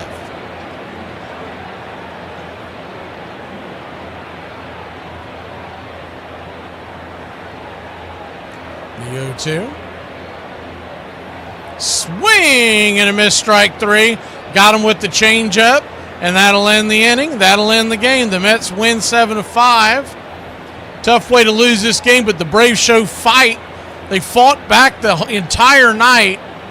They could have given up when it was 6-2, and they made the Mets use the back of their bullpen, and that's not nothing. This sucks, and it's horse but I'm too polite to say anything, because I'm a class act. There isn't anything to do. We're done. We're licked. What do they do to us? Right now, we're caught as we're wanted. If it's amusement you're after, I guess the game's up. Then it's all over with. Oh, what a loser! So goodbye, everybody, and remember, please, for the next day or so, the terrible lesson you learned tonight. Oh, no! We suck again! Braves lose a tough one. 7-5. 7 runs, 8 hits, 1 error for New York. 5 runs, 9 hits, no errors for the Braves. Spencer Strider will go to 4-1. Williams will get his 9th save of the year. Perez will go to 2-3.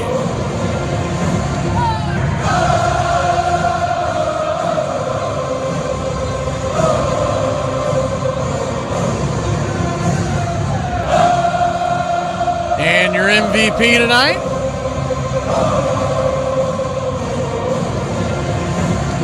We'll go with Rich 22. He donated 2 times 2.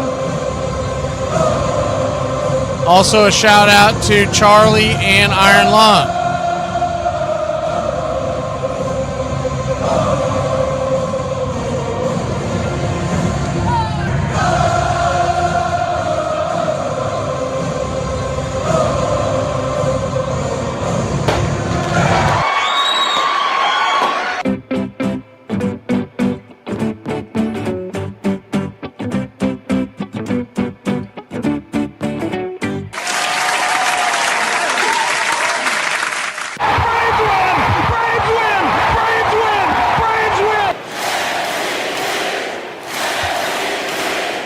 We will see you tomorrow night,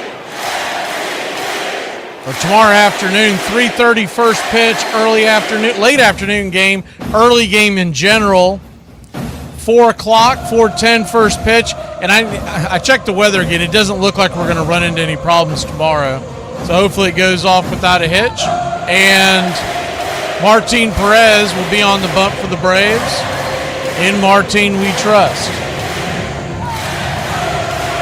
Bryce Elder goes to the hill on Sunday. So it's still a very good chance to win this series. And we will see you mañana.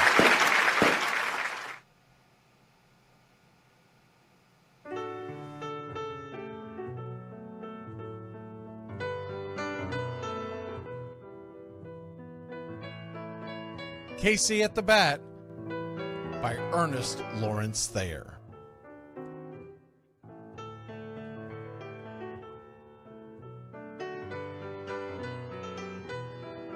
The outlook wasn't brilliant for the Mudville Nine that day. The score stood 4-2, but with 1 inning more to play. And when Cooney died at first and Barrows did the same, a pall-like silence fell upon the patrons of the game. A straggling few got up to go in deep despair. The rest clung to the hope which springs eternal in the human breast. They thought, if only Casey could but get a whack at that, we'd put up even money now with Casey at the bat. But Flynn preceded Casey, as did Jimmy Blake, and the former was a hoodoo, while the latter was a cake. So upon that stricken multitude, grim, melancholy sat, for there seemed but little chance of Casey getting to the bat. But Flynn let drive a single, to the wonderment of all, and Blake, the much despised, tore the cover off the ball. And when the dust had lifted and men saw what had occurred, there was Jimmy safe at second and Flynn a hugging third. Then from 5,000 throats and more rose a lusty yell. It rumbled through the valley, it rattled in the dell. It pounded on the mountain and recoiled upon the flat, for Casey, mighty Casey, was advancing to the bat. There was ease in Casey's manner as he stepped into his place. There was pride in Casey's bearing, and a smile lit Casey's face. And when responding to the cheers, he lightly doffed his hat. No stranger in the crowd could doubt 'twas Casey at the bat. 10,000 eyes were on him as he rubbed his hands with dirt. 5,000 tongues applauded when he wiped them on his shirt. Then while the writhing pitcher ground the ball into his hip, defiance flashed in Casey's eye, a sneer cooled Casey's lip. And now the leather-covered sphere came hurtling through the air, and Casey stood a-watching it in a haughty grandeur there. Closed by the sturdy batsman, the ball unheeded sped. "That ain't my style," said Casey. "Strike one," the umpire said. From the benches black with people, there went up a muffled roar, like the beating of a storm waves on a stern and distant shore. "Kill him! Kill the umpire!" shouted someone on the stand, and it's likely they'd have killed him had not Casey raised his hand. With a smile of Christian charity, great Casey's visage shone. He stilled the rising tumult, he bade the game go on. He signaled to the pitcher, and once more the dun sphere flew. But Casey ignored it, and the umpire said, "Strike two!" "Fraud!" cried the maddened thousands, and echoed answered, "Fraud!" But one scornful look from Casey, and the audience was awed. They saw his face grow stern and cold. They saw his muscles strain. And they knew that Casey wouldn't let that ball go by again. The sneer is from Casey's lip. His teeth are clenched in hate. He pounds with cruel violence his bat upon the plate. And now the pitcher holds the ball. And now he lets it go. And now the air is shattered by the force of Casey's blow. Oh, somewhere in the favored land, the sun is shining bright. The band is playing somewhere, and somewhere hearts are light, and somewhere men are laughing, and somewhere children shout. But there is no joy in Mudville. Mighty Casey has struck out. Casey at the Bat, Ernest Lawrence Thayer, published June 3rd, 1888. San Francisco Examiner.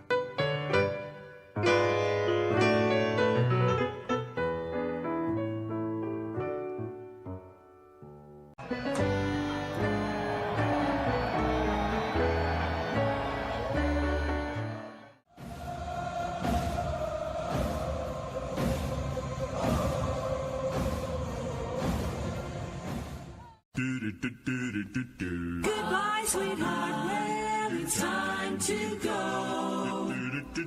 We're back tomorrow with another show. Well, unless we're fired, we'll talk to you then. Goodbye, sweetheart. Goodbye. Goodbye. Guys and gals, it's time to go. We'll see you on the next show. Same bat time, same bat channel. It's closing time, y'all. You don't have to go home, but you can't stay here. Have a great one. On your way out, please like and subscribe, and don't forget to tip your favorite bartender. We'll see you. I'm Mac McGee, signing off for Braves Country Radio.